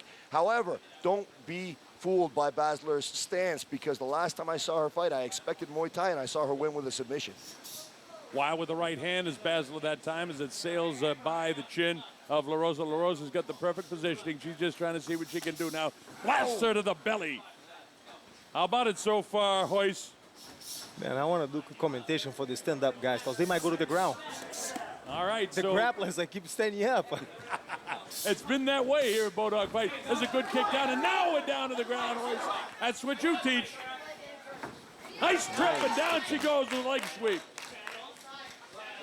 That was excellent work by LaRosa. Baszler did well to sprawl out and try to thwart that double leg takedown. But she did what freestyle wrestlers are trained to do, did LaRosa. She drove, then got the outside reap with her right leg and managed to get Baszler onto her back. So LaRosa, on top anyway, tries to move into a position where she can start doing something as far as pounding, but also you got to see the way these arms are locked up. If she got a piece of that arm, you can see it better, Hoist. Not yet. No, she doesn't have the arm yet. She's just probably working on trying to get off the half guard. She wants to get a better position, maybe go for the mountain and then punch her out. So if you're instructing her right here, what are you going to tell her? I would tell her, free that leg. get the mount in position, work for the submissions. Hoist, you're all about very the good submission. reverse. Very good reverse. The reverse, of course, by Shayna Baszler. She's got that kind of side mount position. Trying to get into it as best she can. No knees able to blast into the side of La Rosa. Yeah, I'm impressed with Baszler so far. You know, Tara was trying to pass the guard. Baszler able to do it. And now look at Tara utilizing the knees to the abdomen or the actual lower rib area of Shayna Baszler. And pretty evenly matched fight. Nice escape by Tara La Rosa, but she's now she's in control. She said, look for a second. She was going to lock it down. Now there she goes. She's got her around the neck. Boy, you got to love this stuff, what you're seeing from you. She got it. Look at this. She's going to keep it. She really seems to have it locked up, Hoist. Baszler, it looked as though she was thinking about tapping, but did not. La Rosa needs to better stabilize herself. Baszler turns towards her. That's the way to do it. Look at this. She's got her by the throat right now and putting some pressure on her. There's a note. Now there's some. Oh, man. Shayna's out of danger. She got her arm through in her head. Very technical match. So from the mouth of Hoist Gracie, it's a very technical match you're watching, folks. Hope you're enjoying it. Paul, you haven't said anything in a while. I know you're enjoying it. Well, I'm just sitting back and letting the masters talk. I mean, I'm sitting beside the preeminent North American expert on female mixed martial arts, and Jeff Osborne, and of course, the great Hoist Gracie. So I'm going to let them carry the show. Great stuff on the mat. Trying to get the hands free to do some blasting. And you hear the show of respect and appreciation for this ground game. La Rosa looking for knee bar or a foothold. Oh, she's got a foot. I can see that from my angle. But look at this move by Baszler. There's the up kick to get her off, and now let's see what happens. Look at Baszler doing the right thing. She doesn't engage her head, doesn't put it towards Tara La Rosa to give her enough to clip her on the. Oh, nice right hand. She ripped her with the right hand. Look at this. La Rosa's face has nowhere to go. She's got to get out of there. She rolls her over this time. Up on the back is Baszler. Look at this single leg by Tara La Rosa. Man. Now that's incredible tenacity and knockout resistance. You can't learn that. You got it or you don't. Her head was pinned. Her body weight was holding her head securely on the canvas. All the force of those punches went right into her head. But when she was given an opportunity, she latched onto that leg and drove Baszler back onto her back. Closing seconds now in a terrific grappling match here as Shayna blasts the back of La Rosa. This is great stuff we're seeing, folks. There's the buzzer to end round one. Well, Hoist, let me have your evaluation of round one. I'm gonna be simple. I have to give it to Shayna. It's she finished very strong. Well, that surprises me because you are so fond of Tara and that you trained her, but you're a fair guy. I'm glad to see that. Hey, how about it, Jeff? You go along the same way. Nobody better with the women than you acknowledging what they do in the ring. I'm going to disagree with Hoist. I'm going to give it to both of them. It's a 10-10. I hate to do it, guys, but there were so many great ground transitions, escapes, and reversals. I thought Shayna had a little bit better kicks, controlled the stand-up a little bit, but it's even.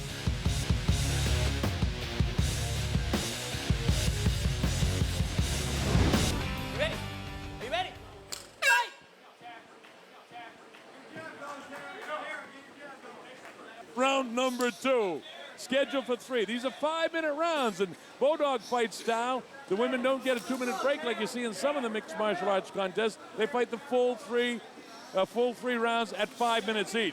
This is round 2, Bodog style. In the white trunks, Tara La Rosa. In the black, Shayna Baszler.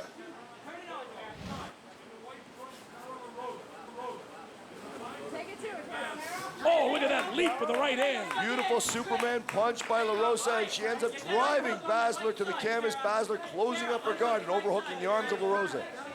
Now they're in front of you, Jeff and Hoist. Yeah, nice takedown by Tara. Wasn't super clean or anything. I think she set it up very well. But again, it's Shayna Baszler who wants to initiate some stand-up. I got to give Baszler credit. People said, oh, she's just a Thai boxer. Got news for you. The Machados are the real deal. The cousins of the Gracies, actually. Look at this. She's doing the best with what arguably is the best female fighter in the world. She's hanging in there. And at least one of our commentators thought that actually Shayna won the round. Look at her blasting with that right hand. Now on the shoulder, trying to blast her on the top of the head, back of the shoulder. And La Rosa's had enough of it. Well, Shayna's working that pulling her leg up, working a high guard. A la Hoist Gracie with those triangles from the early UFCs. La Rosa's got to, doesn't want to open up and doesn't want to put herself in any excessive danger. Troy was threatening to stand this up. If it is stood up, I would give an advantage to La Rosa, or I'm sorry, Shayna Baszler. Oh, I mean, Baszler, what kind of flexibility has she got to bend her knee in that direction? That's great stuff, boys. From our angle, you can see La Rosa just shoulder bumping Baszler in the jaw just before the stand-up. Again, as we stated before, one of those irritant techniques. You're not going to get a knockout with it, but you are going to take your opponent's mind off what you might be doing elsewhere. Well, if we had any question at the start of the fight, we have none now. Baszler has come to fight. She is showing no fear. Nice Muay Thai back kick that time from La Rosa. Boy, she is schooled in all of the mixed martial arts. Yeah, actually, that kick was more indicative of maybe a Taekwondo kick or a karate kick. There's some Muay Thai with that low leg kick that connected with La Rosa, and now going back upstairs to the head. Now that may have hit the elbow. That's the worst thing that could happen when you're throwing a head kick, is hitting the elbow. We'll know if she throws any more right high kicks, whether or not that foot took some damage. But, oh, nice deep leg kick once again by Baszler. Baszler right at that knee again, trying to work on that knee, and Baszler's the one that has the knee braces on for support. Oh, loads up the right hand, does Baszler. So Baszler enjoys it while she's up in this style right now. Moving to her right is La Rosa, trying to get a better position. Parring with the jab to position herself to throw the right hand. Wild with the right hand is Baszler. There's the right hand, right on the chops. Look at this now. Here she goes. Now she wants to take it to the canvas. Does she get? Slams her to the canvas. Wow, how about La Rosa? Shades of La Rosa versus Buckner the last time we were in Costa Rica. And Baszler's in trouble. Referee Troy Wall steps in and it is over. Submission, referee stopping from strikes for Tara La Rosa. She blasted her to the canvas, then the strikes, and that's all she wrote. Made a mistake. That's it. It's a fight. As soon as she made a mistake, Tara capitalized on it. Fight is over. How about it, Jeff? Well, we've seen it all. The Bodog fight, the best damn women in the world. I will say that there is no doubt in my mind or anyone else here who's standing on their feet. The #1 female fighter on the planet right now is Tara La Rosa, and Bodog's got her. The crowd absolutely loves Bodog fight, and the females are terrific. Let's go to our referee, Troy Waugh, for the final disposition. Troy? 3 minutes, 20 seconds, second round. Winner. So it came at 3 minutes and 20 seconds, and now, as uptight as Tara La Rosa is before a match, she's got that sprawling smile on her face right now. A terrific effort. 3 minutes and 20 seconds in the second round. Tara La Rosa, the winner over Shayna Baszler. A terrific fight as La Rosa's record goes to 12-1. Big win.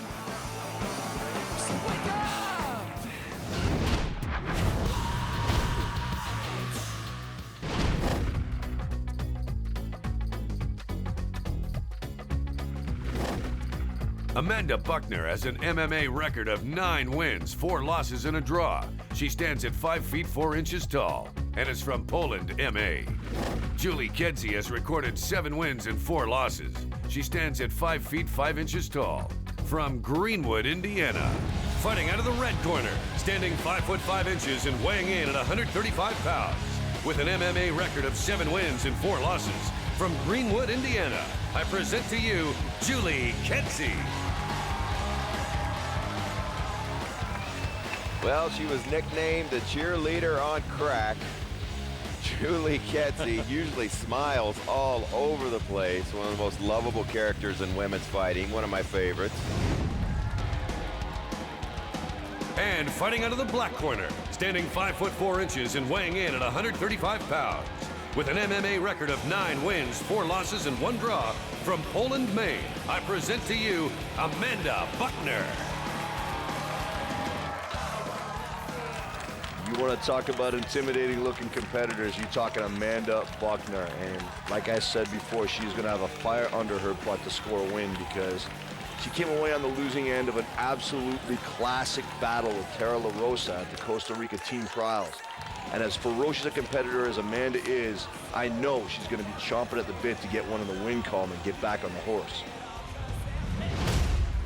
3 rounds, 5 minutes each, and here we go. Amanda Buckner in the black trunks and the red tank top taking on Julie Kedzie in the white shorts. Oh, and they nice. throw some heavy leather right away. Wasn't expecting that fast of a pace. Well, Jeff, I saw you in the back approaching Julie Kedzie and telling her to be evil because Amanda's not to be underestimated. It looks like she took your words to heart.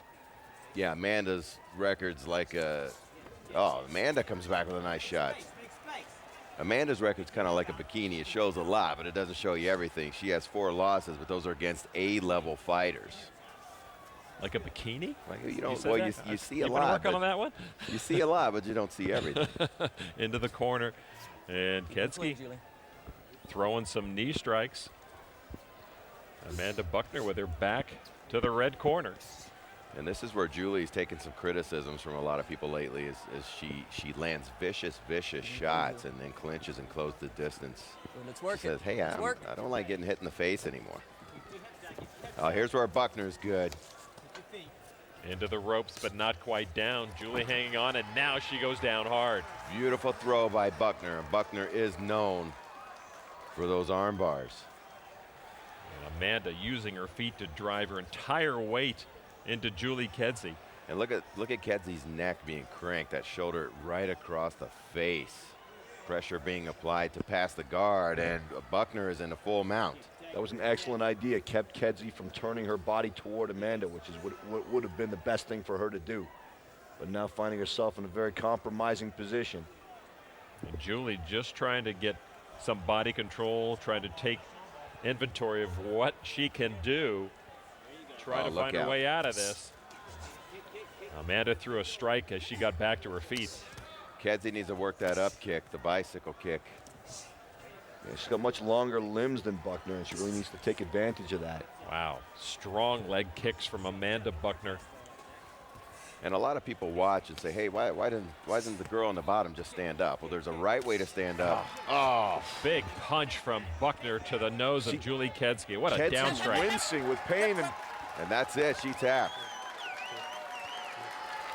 She got blasted right in the face and immediately followed up with a guillotine. So Julie Kedzie will fall to Amanda Buckner. Absolutely dominant performance by Amanda Buckner. And as I said, you can see that fire and determination to vindicate herself for her prior loss, and she came in here looking for blood. I think Amanda said, I'm sorry for hitting you in the eye there, but part of the job. Very, very big win for Amanda Buckner.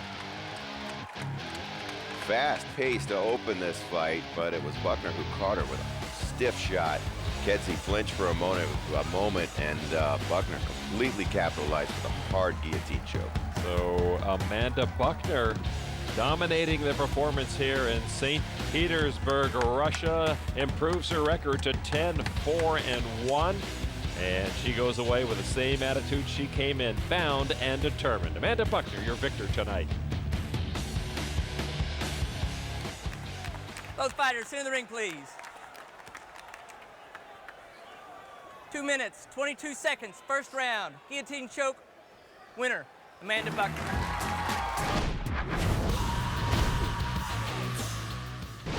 It's colorful Japanese fighting sensation Tama Chan versus hometown girl Jan Finney.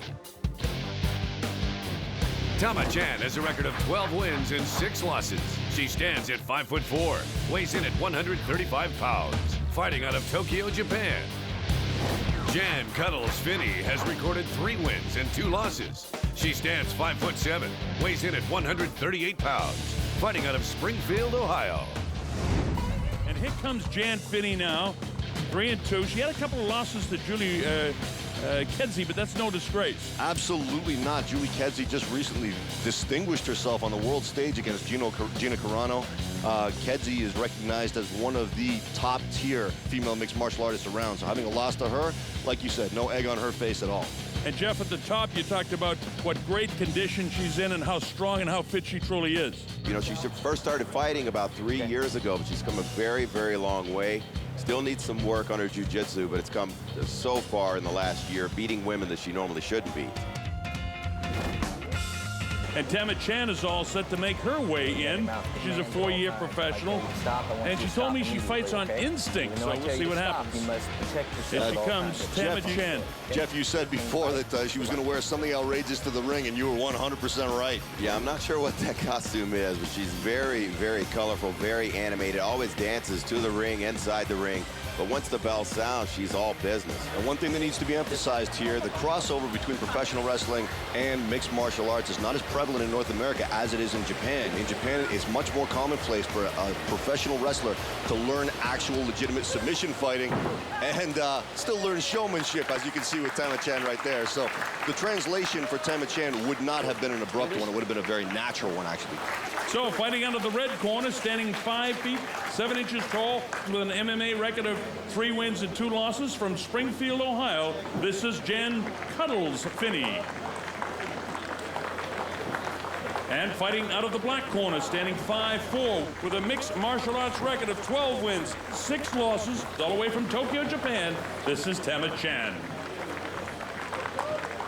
All right, so we're set to go. Jan decked out in the black with a white top, and the multicolors is Tama Chan. Jan, are you ready? Are you ready? Are you ready? Fighter, are you ready? Are you ready? Fight! Let's see if Jan will start with that boxing. She wants to keep it in the up position as much as she possibly can. Wow, look at that, right off the bat. That's a rolling kick, the trademark of a professional wrestler named Jushin Liger, and this is the kind of histrionics you can expect from Tama Chan. But we're seeing toughness, too. She ate a straight left and walked right through it. Yeah, she's got one tough chin. You're looking at 2 tough women. As I said, these 2 have gone the distance. They have both taken very heavy beatings at the hands of their opponents, but they can always survive until the end of the fight. Well, they get each other tied up here against the ropes, so we'll see if anybody can shake loose. Tama in the multicolored outfit, gonna push and grab, get position to throw Jan to the ground. Jan would like to stay on her feet, I assume. Yeah, Jan landed a couple of knees to the stomach there, and Chan had a slight look of concern. Jan tried to push the head down and shoot some knees in there, but Chan wisely backs out. Chan with a little backhanded shot as there was three. Loads up the right hand, whistles past the nose. There's a stiff jab right on the jaw, and look at Finney battle back. Now Chan grabs it, tries to pull it down again. But look who goes down.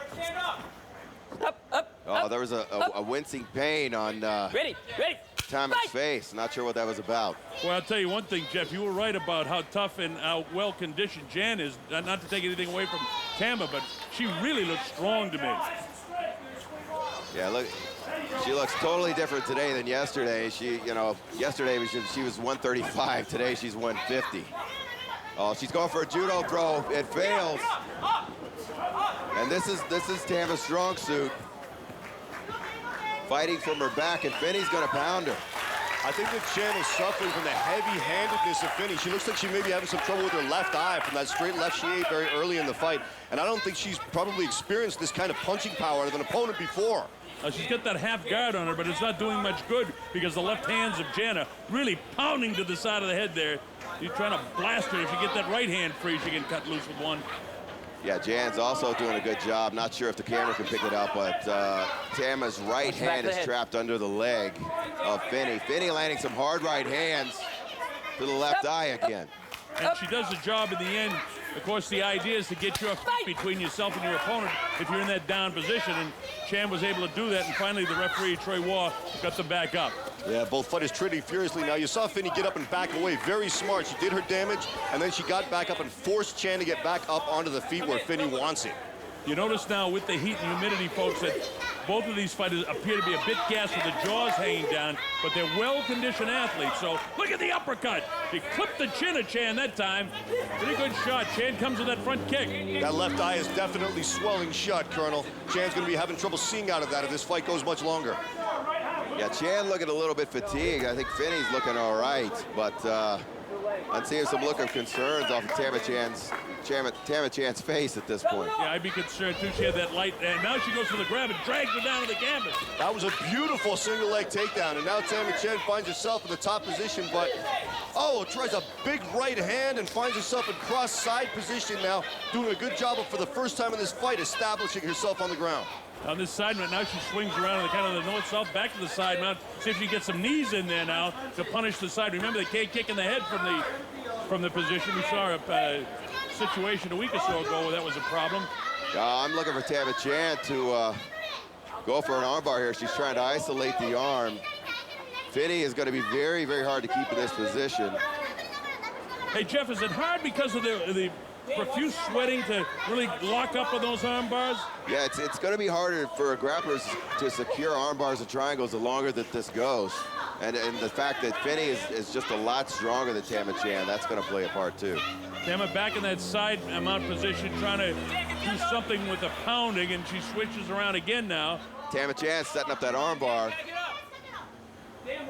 Here it comes. You can hear their corner test saying to watch the arm. In between, sorry, Jeff, in between, she's bashing her with those shots to the head. Keep her honest. Oh, there it is. Finney's got to power out of it. She's got, Chan's got to push the hips forward.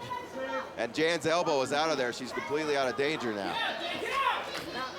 Jan did a great job of stacking Chan, with putting her superior body weight down on top of Chan so she could extend her body and lock that elbow out. That's terrific stuff. As she got back up to the superior position and started pounding her in the face, she took the opportunity. Oh, Chan lands a shot.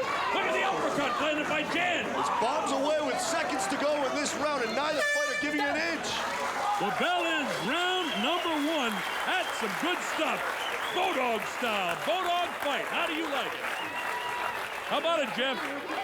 Well, I'll tell you what, it's going to be a close one to call. You have Tama Chan came out with that beautiful drop kick. I don't mind seeing pro wrestling. I actually like pro wrestling. When the Japanese women bring it here, it's something different.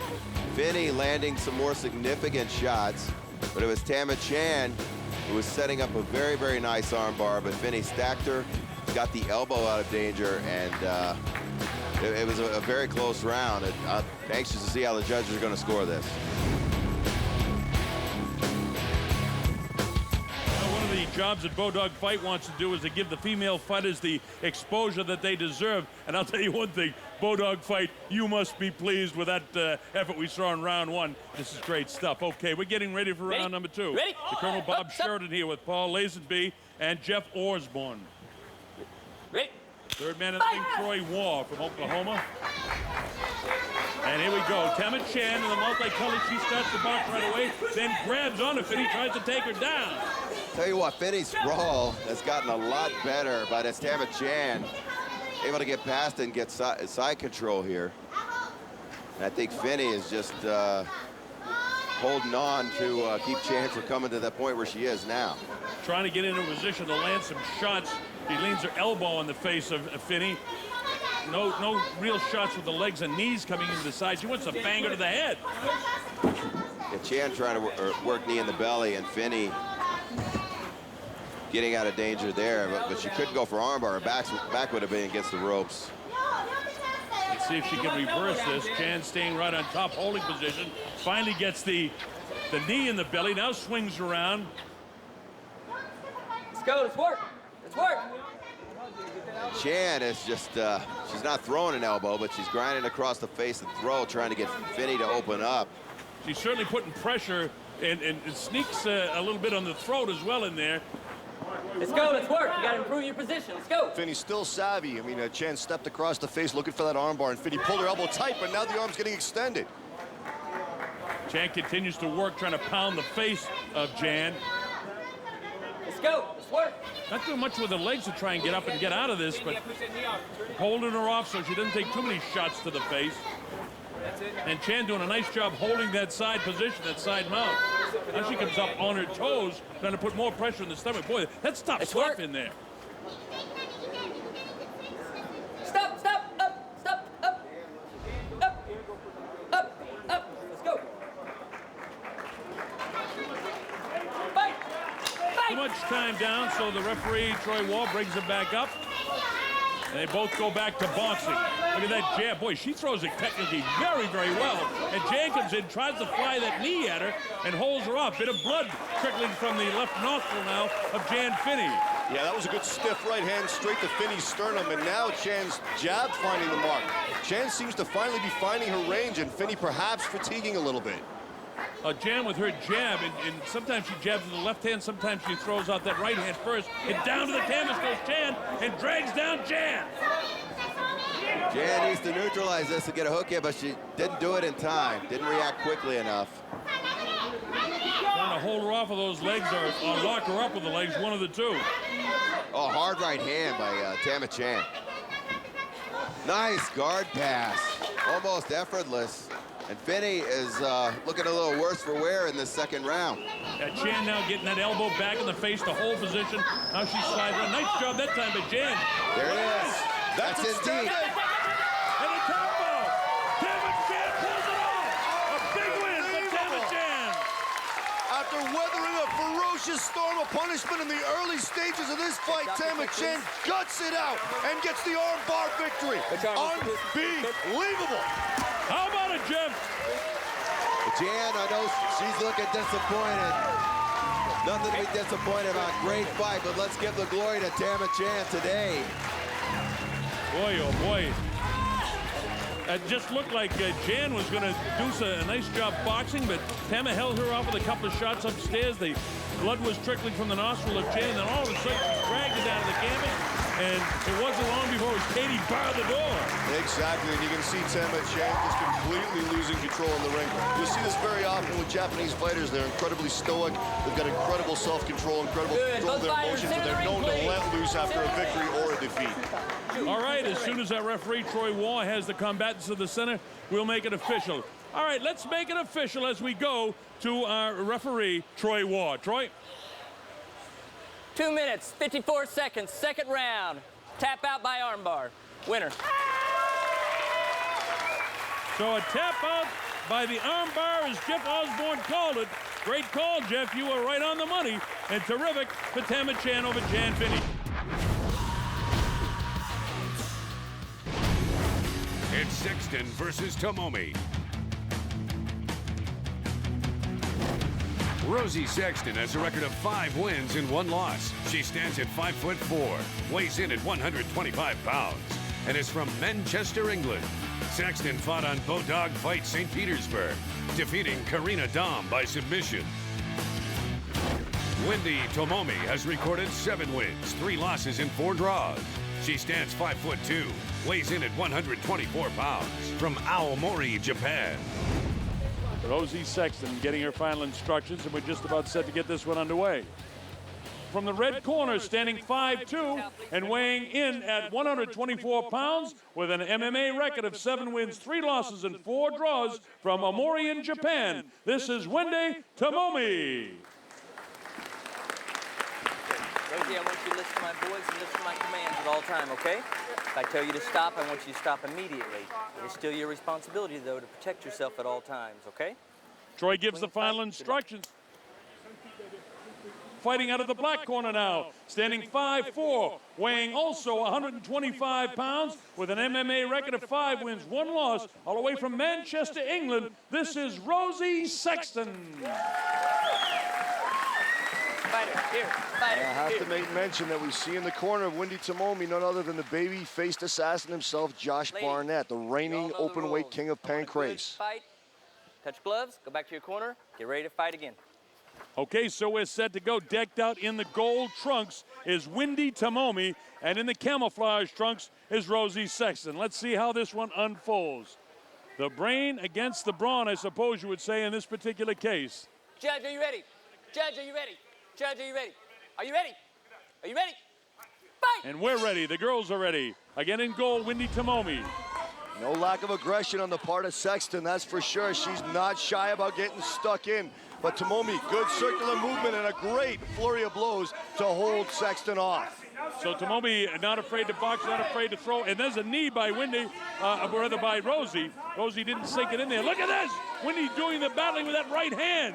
She looks like a boxer in the stance she's in, bouncing around right to left, plants herself, looking to throw the jab. Rosie makes a mistake of putting her head down, and she pays for it with a high knee taken on the chin, and then two good shots from either side. Can't put your head down like that. Those straight punches are a trademark of full contact bare knuckle karate stylists, and I'll tell you something, even if they don't look technically precise, they are powerful. Now there's Rosie now trying to drive the body of Tomomi into the ropes. And Wendy trying to get in some position here to do some locking up. You see Tomomi working for the cross face, trying to drive Sexton's face up to keep from being taken down, but unsuccessful. And now Sexton in the top position and raining down the left-hand punches. They're right in front of you now, Hoist. Rosie's definitely working. She's working Tomomi very good. Rosie's got that side mount. Jeff, you got a better view there. Yeah, she's got knee in the belly and floats it over for a full mount position. Rosie, it's in clear control now, landing some bombs. And with Tomomi is rocked. She is rocked and almost giving her back. She's laying the rope to her, blasting her with shots. Look at this, one after the other, taking flush shots to the face. How many more will the ref let her take before he stops it? Blasting away. Tomomi really feeling the big hurt here. Bang, another shot, and another one, and another one. Many of these are clean shots to the face. Troy War saying, okay, I'll let it go as long as Tomomi seems okay. And how about this Rosie, non-stop action, right in front of you, Jeff. Yeah, she just took a heavy shot to the chin that rocked her, and I mean absolutely rocked her. Rosie is in clear control. They're swelling around the face of Wendy Tomomi, and she has got to do something to get Rosie off the top mounted position. Well, the only hope she has that Rosie runs out of gas on those shoulders from throwing so many shots. Twice, how about her from that down position trying to bridge? Rosie should work on the finishing hold right here for arm locker. Do you want her to give up that position to go for a submission this early in the round, though? At least let her turn around. Go for the choke. Yeah, she's starting to turn to the right, give Rosie her back. If she does, and Rosie gets the hooks in, it's curtains for Tomomi. Well, let's see if she can get the hooks in. Right now, she continues to blast on top in a great position. Is Rosie now? Finally, Tomomi spins her over, but she's giving her up the back. Yeah, she has. The hooks are in. Rosie's in a very, very good position here. Tried to flatten Tomomi out, but Tomomi's managed to squirm around enough that she can stay relatively curled up. Definitely getting dominated, though. It's all Rosie Sexton at this stage. Rosie has got to be a little fatigued because she, for almost a minute to a minute and 15 seconds flat, was throwing punches, and that's exhausting in itself. As you said, Paul, it's a lot easier to throw them than to take them. Oh, most definitely. I mean, of the two, Tomomi's going to be the more fatigued. And remember, these are very, very light competitors, so they can go at a faster pace for a longer period of time. And now we see Sexton just adhering to the back of Tomomi, refusing to be dislodged, and continuing to slam home the right and left hooks to the sides of Tomomi's head. Folks, I want to tell you, when you talk about conditioning, nobody can throw this many punches. I mean, nobody in the world of combative sports. This is unbelievable. Nobody can take that much punch. Another point well brought out. Who can take that many shots? Evidently, Wendy Tomomi can.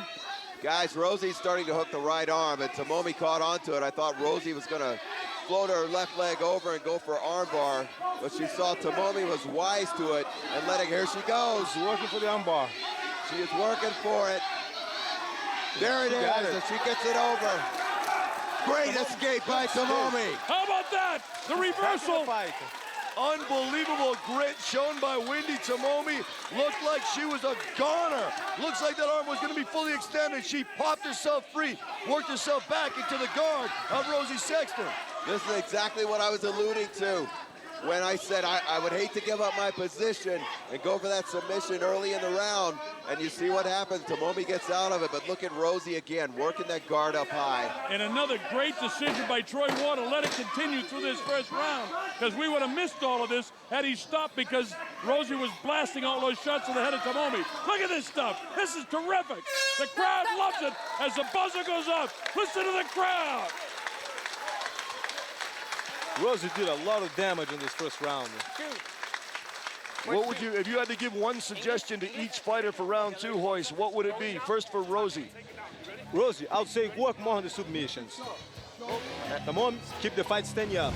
And what about Wendy? What would you suggest to her to change up for round 2? I would say keep the fight standing up for Tamon. So Hoist thinks that both girls would be better served if they stayed on their feet. How did you score that anyway, Jeff? I got it 10-9 for Rosie. You know, she was taking a little bit of a beating standing, but as soon as she got it down, she looks like a tiny little girl, and she hits like a heavyweight.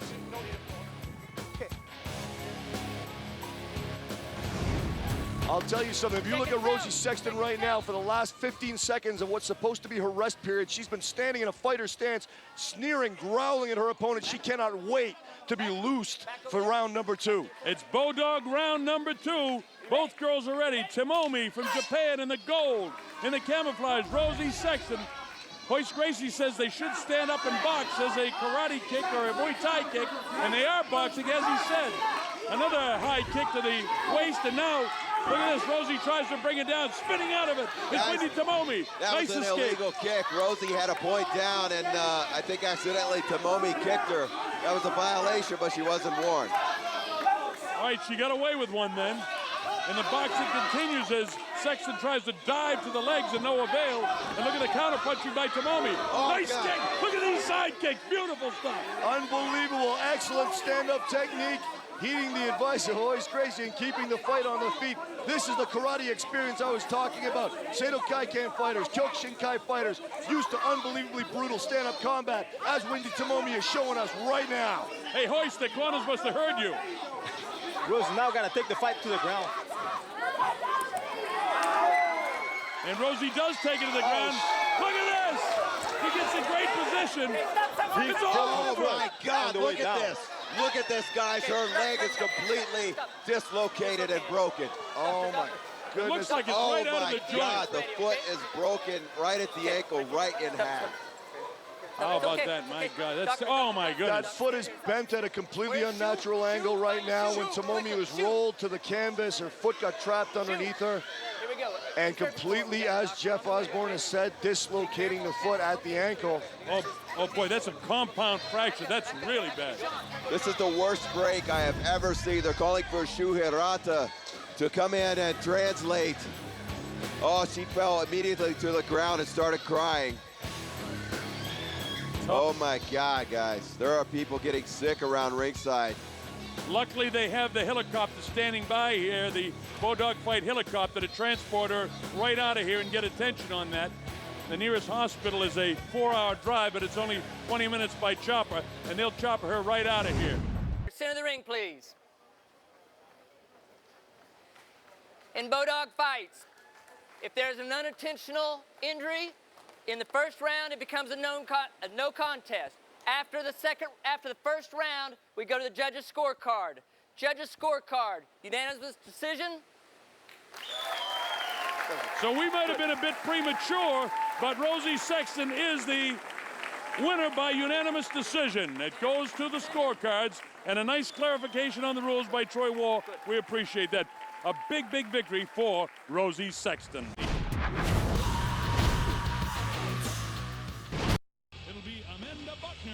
From Portland, Maine, taking on Hitomi Akano from Japan. Дамы и господа, Bodog Fight счастлив представить вам женский бой. И в красный угол ринга я с удовольствием приглашаю 32-летнюю спортсменку. Ее рост 165 сантиметров и вес 61,7 килограмма. Ее профессиональный рекорд 9 побед, 2 поражения. Из Осаки, Япония, Hitomi Akano! Дамы и господа, спортсменка, которая поднимется в черный угол, 32 года. Ее рост 165 сантиметров и вес 61,2 килограмма. Ее профессиональный рекорд 10 побед, 4 поражения, 1 ничья. Из Портленда, Мэйн, Аманда Бакнер. Not much between them. The height's the same. The age is the same. A half pound in weight is the difference, and an inch in reach. Not too much between them. 10-4, 9-2, 1 draw on Buckner's record. So we're just about set to go for this one. These are real good fighters. Judge, are you ready? Are you ready? Are you ready? Our third man in the ring, Troy Wall from Fort Lauderdale, Florida. And Miami, an architect by trade and a great referee. It's Akano in red, Buckner in white. Akano is very, very fast-paced, and her movement is impeccable. It's like trying to catch a fly with chopsticks. Perpetual motion, low kick by Buckner. It's a very unorthodox stand-up style on Akano, too, which isn't necessarily a bad thing. Well, she's a southpaw, and it makes it difficult because being southpaw makes it awkward enough, but she's very quick on her feet as well. As she goes with the kick, Buckner grabs it, tries to close the distance. She's got her in the clinch now. Let's see what happens. Yeah, wise for Buckner to back into the corner. I'm sure she doesn't want to be there, but I don't want to get thrown by Akano on the top of my head, and she is known for doing that. That's the problem with judo stylists, is when they throw you, they don't just throw you like a wrestler to put you on your back. They drive you straight down into the mat, and that can do a hideous amount of damage. Well, Buckner loves the grounded pound. She got one knee off in there. She gets another one off. The first one really caught Akano in the thigh. Now they hook their legs up a little bit, or at least she tries. There's a blast inside by Buckner. So she's doing a job in this clinch game. See the knee. Trying to avoid that by putting the leg between the legs by Akano. Pushing her up. Akano pushes back, drives the leg. There's a knee inside again. Troy Wall watching, maybe thinking of drawing them out away from the corner, but he lets them go. Look at this. Go. Holding it close, Muay Thai style. There's the knee again. No real damage done. Right hand, sneaky right hand by Akano. Buckner playing a very defensive inside game right now. You see Akano starting to turn her back, which is a setup for any number of judo throws. Very, very tactical battle at this point. Akano doesn't want to stand back and throw hands with Buckner. Buckner does not want to play the clinch game or the throwing game with Akano. And it's a nice reversal by Buckner, pushing her in the corner. And the more she moves towards the center, the more Buckner will be in danger. But she's perfectly comfortable on the ground, fighting from her back and fighting on top. A couple little heel sweeps in between there, but she has such great balance, does Buckner, able to get away from it. Now it's back to a boxing game again. The pesky little southpaw backing away. They both go for a kick, no damage done. That one did some damage by Buckner. Buckner right in front of her as Akano dances away. She gets the right hand through there, chasing her down, closing the distance, and pops one on the jaw. No real damage done. There's a hard kick, a low kick to the knee. Good stuff now by Buckner on the assault. Good lead right hook from Akano. Akano's showing greatly improved stand-up skills from the last time I watched her fight. But Buckner doing the right thing, applying that constant forward pressure. Grabbed the leg, worked her way up the leg, and back into the clinch game now. At this level, you got to have it all. You got to be a striker. You got to be able to clinch. You got to be able to fight on the ground. So far, it's all been the up game and a little bit of clinching. Strategy inside. Little dirty boxing as she gets a bit of the forearm and tries to click a right hand off the chin of Akano. See Akano almost completely giving her back up, hoping there. She went for a judo throw there, was unable to get it. Now that's great balance by Buckner, Jeff, as you well know. Yeah, Buckner will. Oh, nice throw by Buckner now. There's a change of pace. Now let's see if Buckner goes to the grounded pound. She loves that. Her arms are kind of hooked up right now. And Troy Watt drags them back out so they're away from the ropes. And they're back fighting again. Now Akano trying to hold her close so there's no distance created so Buckner can blast her. See her keeping that head close to the chest. Buckner trying working the hand free. Now she gets a knee up there to hold her down. Akano known for her incredible technical game off her back, so she's not necessarily at a disadvantage here. But if there's one lady you don't want to be underneath in this position, it's Amanda Buckner. If she gets a chance to land a knockout shot, she's going to land it. Well, the up kick tries to hold her off, and it does, but she kicks right back. She'd let the lunge at her and nail her with the right hand. Sliding away, she gets a little kick in there. See the up kicks by Akano. Loaded up the right hand, but it was nicely defended by Akano. And back down. She get the legs wrapped around the head. She spins her over. Yeah, I can't tell it. Oh, she's almost got a triangle choke in here. Buckner's posturing up, and she's out of danger. Near submission for Akano. Buckner hammers away. Oh, she really nailed it with that hand. Look at this now. A lot of good stuff down here in the ground, and Akano taking some heavy shots. Buckner in trouble again, and gets out. She's got to push that right arm through or posture up. Nice showing by both women. All right, the bell ends round number 1. These are really skilled athletes. Really good stuff. Very technical match what's going on so far here in round number 1. Colonel Bob Sheridan here with Paul Lesenby, Jeff Osborne. Glad wherever you're watching around the world, especially our troops deployed, watching on the Armed Forces Network around the world. Glad that you can be with us here in Bodog Fight. All the way in, head on her chin, or all the way out. Don't hang out halfway in between. This is your fight. Put her back in that corner, and you're doing well. You won that round. And check it out. Nice left hand by Amanda Buckner. Lands through. And Akano tried to go for knee bar here. Buckner wisely sprawls out, goes around, and then it's Akano who takes a couple more hammer fists. And thus far,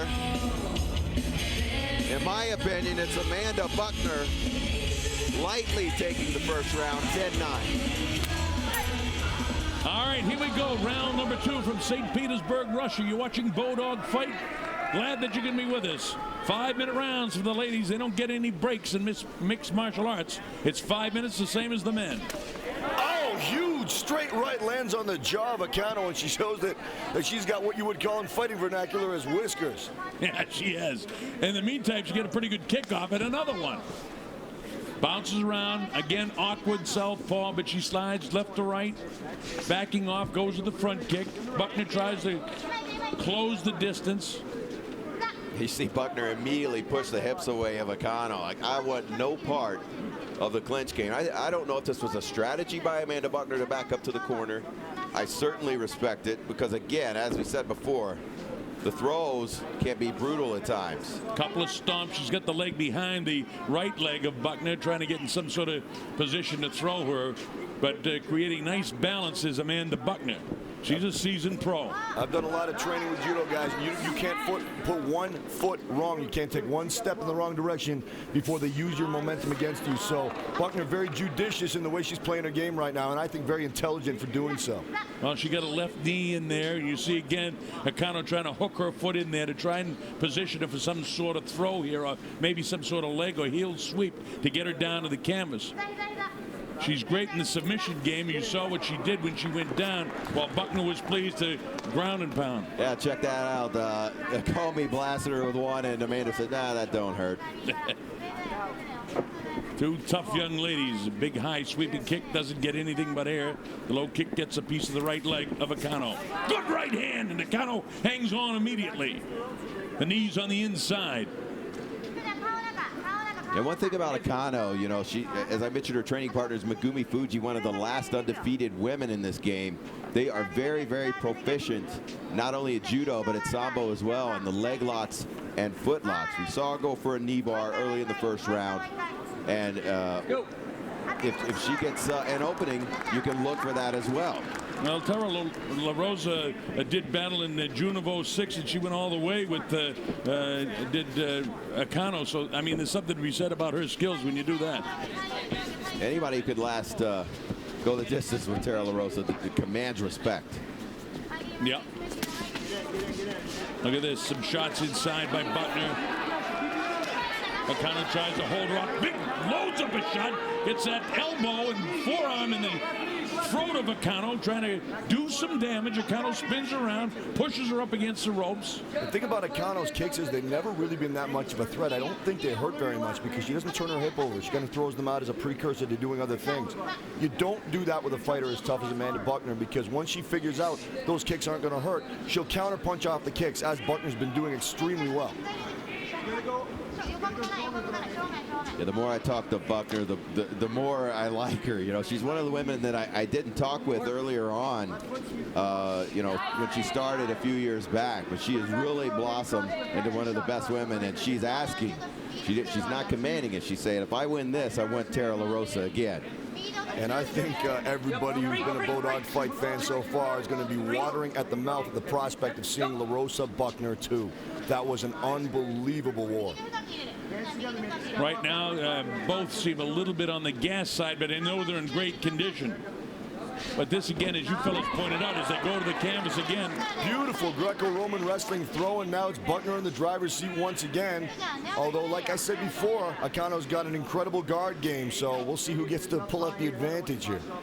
Well, she's got her in the closed guard, and now if Buckner can create some distance and perhaps do what she likes to do and really nail her on the ground game, she can't get the hands free.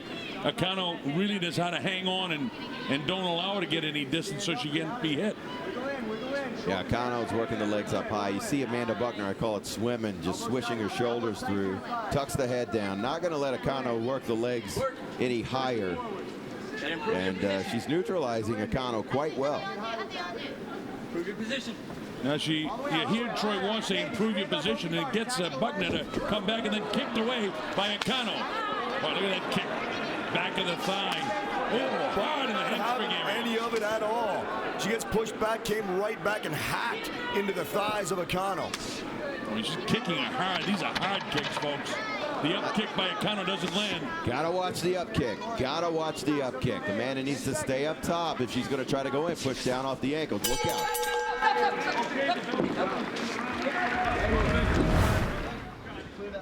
Go.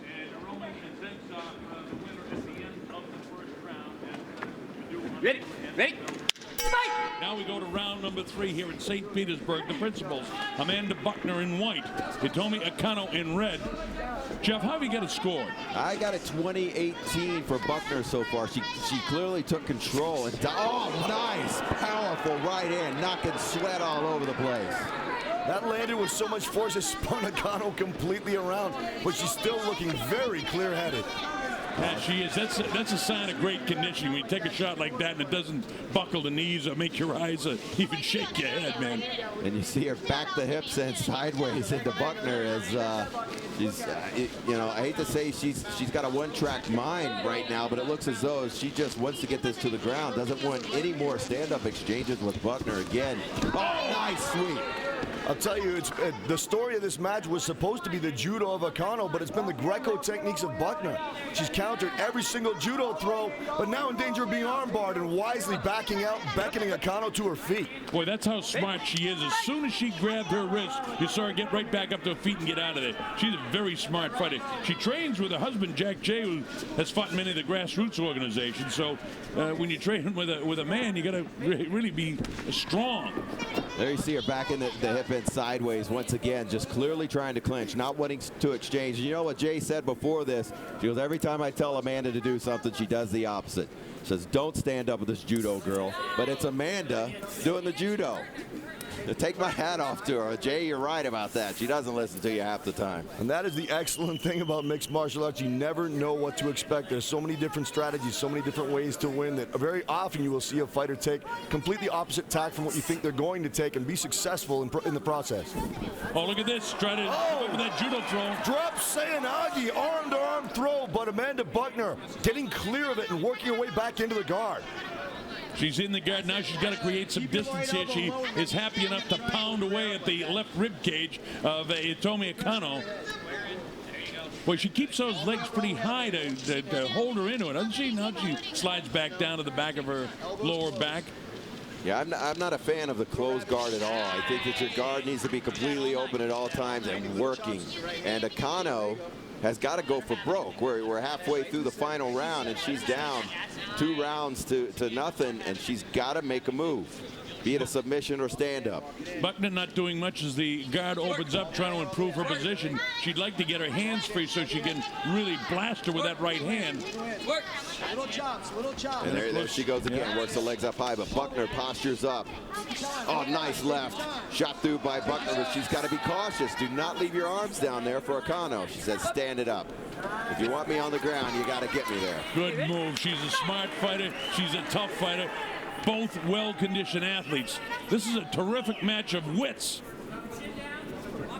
You know, for you people that don't know mixed martial arts that might be tuned in, these are tremendous athletes. They really know what they're doing in there. You're seeing the stand-up game, the clinch game, and from time to time, when they go to the ground, you got to look out for the Brazilian Jiu-Jitsu. It's great stuff. Gaining control when they're on the ground. Very important here in mixed martial arts. This is terrific stuff by the ladies. And the mental game. We can't underestimate or underemphasize the mental game, and Amanda Buckner's shown that she's addressed that. She obviously watched hours of tape, did lots of research, and figured out what is Akano going to throw at me and what are my advantages, and she's managed to press every one of her advantages in this battle. Nice knee on the inside by Buckner. Catches a bit of the stomach of Akano. Akano pushes her to the corner. Turns that continually, Jeff, works that hip in there. Yeah, I've never seen that before. It's kind of like when you jump the guard. She jumped in for a throw, and again, at this point, Amanda's going to be too sweaty to get the drop tsunagi, as Paul had pointed out. Clearly stalled again by Amanda. I think she's taken Akano completely out of her game at this point. Unless she makes a serious critical mistake, this fight's going to be Buckner. Yeah, I'd take my hat off to Akano for even getting that drop tsunagi once, aside from Carl Parisi, and I can't think of anybody else I've ever seen in a mixed martial arts fight achieve that throw, because it's very dependent on having a judo gi to grab onto. But going to the well again, not a good idea. And look at the knees completely bending over Akano. Well, almost gave her back up there, but gets smart and gets out of there in a hurry, creating some distance. Now she comes back in high with a leg. She takes a right hand by Buckner. Closing seconds. We're inside of 17 seconds to go in this fight. And I think Buckner's done a sensational job against Hitomi Akano. She's trying to set that same throw up again. Almost gave her back completely up that time. The bell's coming up, Jeff, but why can't she execute that? Oh, solid right hand spins Akano around again, and these two ladies end this round throwing for the bleachers. Why hasn't she been able to execute that throw? The longer you go in this fight, the more sweat that's on both of the fighters.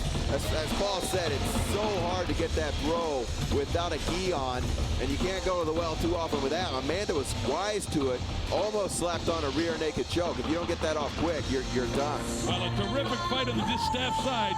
You saw two really skilled female athletes doing battle here.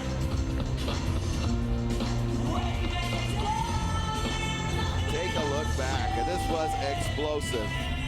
Amanda catches the kick and lands right hands, but she has to chase Akano, and it's Amanda getting sweep after sweep after sweep. And this is where Akano went for that knee bar, was unsuccessful.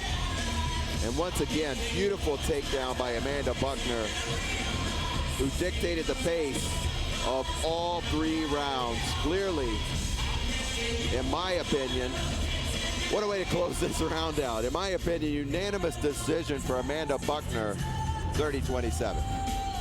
Well, Akano had a couple of opportunities where she might have closed it out with a submission hold, but it just didn't work. A couple of attempted judo throws didn't work.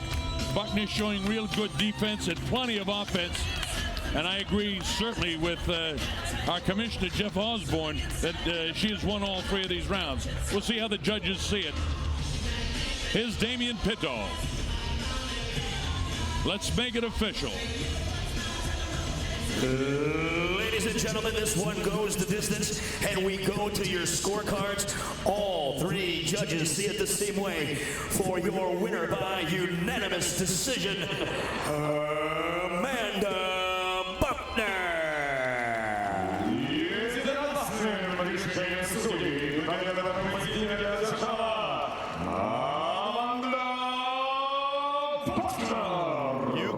Jeff, unanimous decision by Amanda Buckner, and I share your opinion that at this point it would be very difficult to make a case against setting Amanda up with another shot at Tara LaRosa.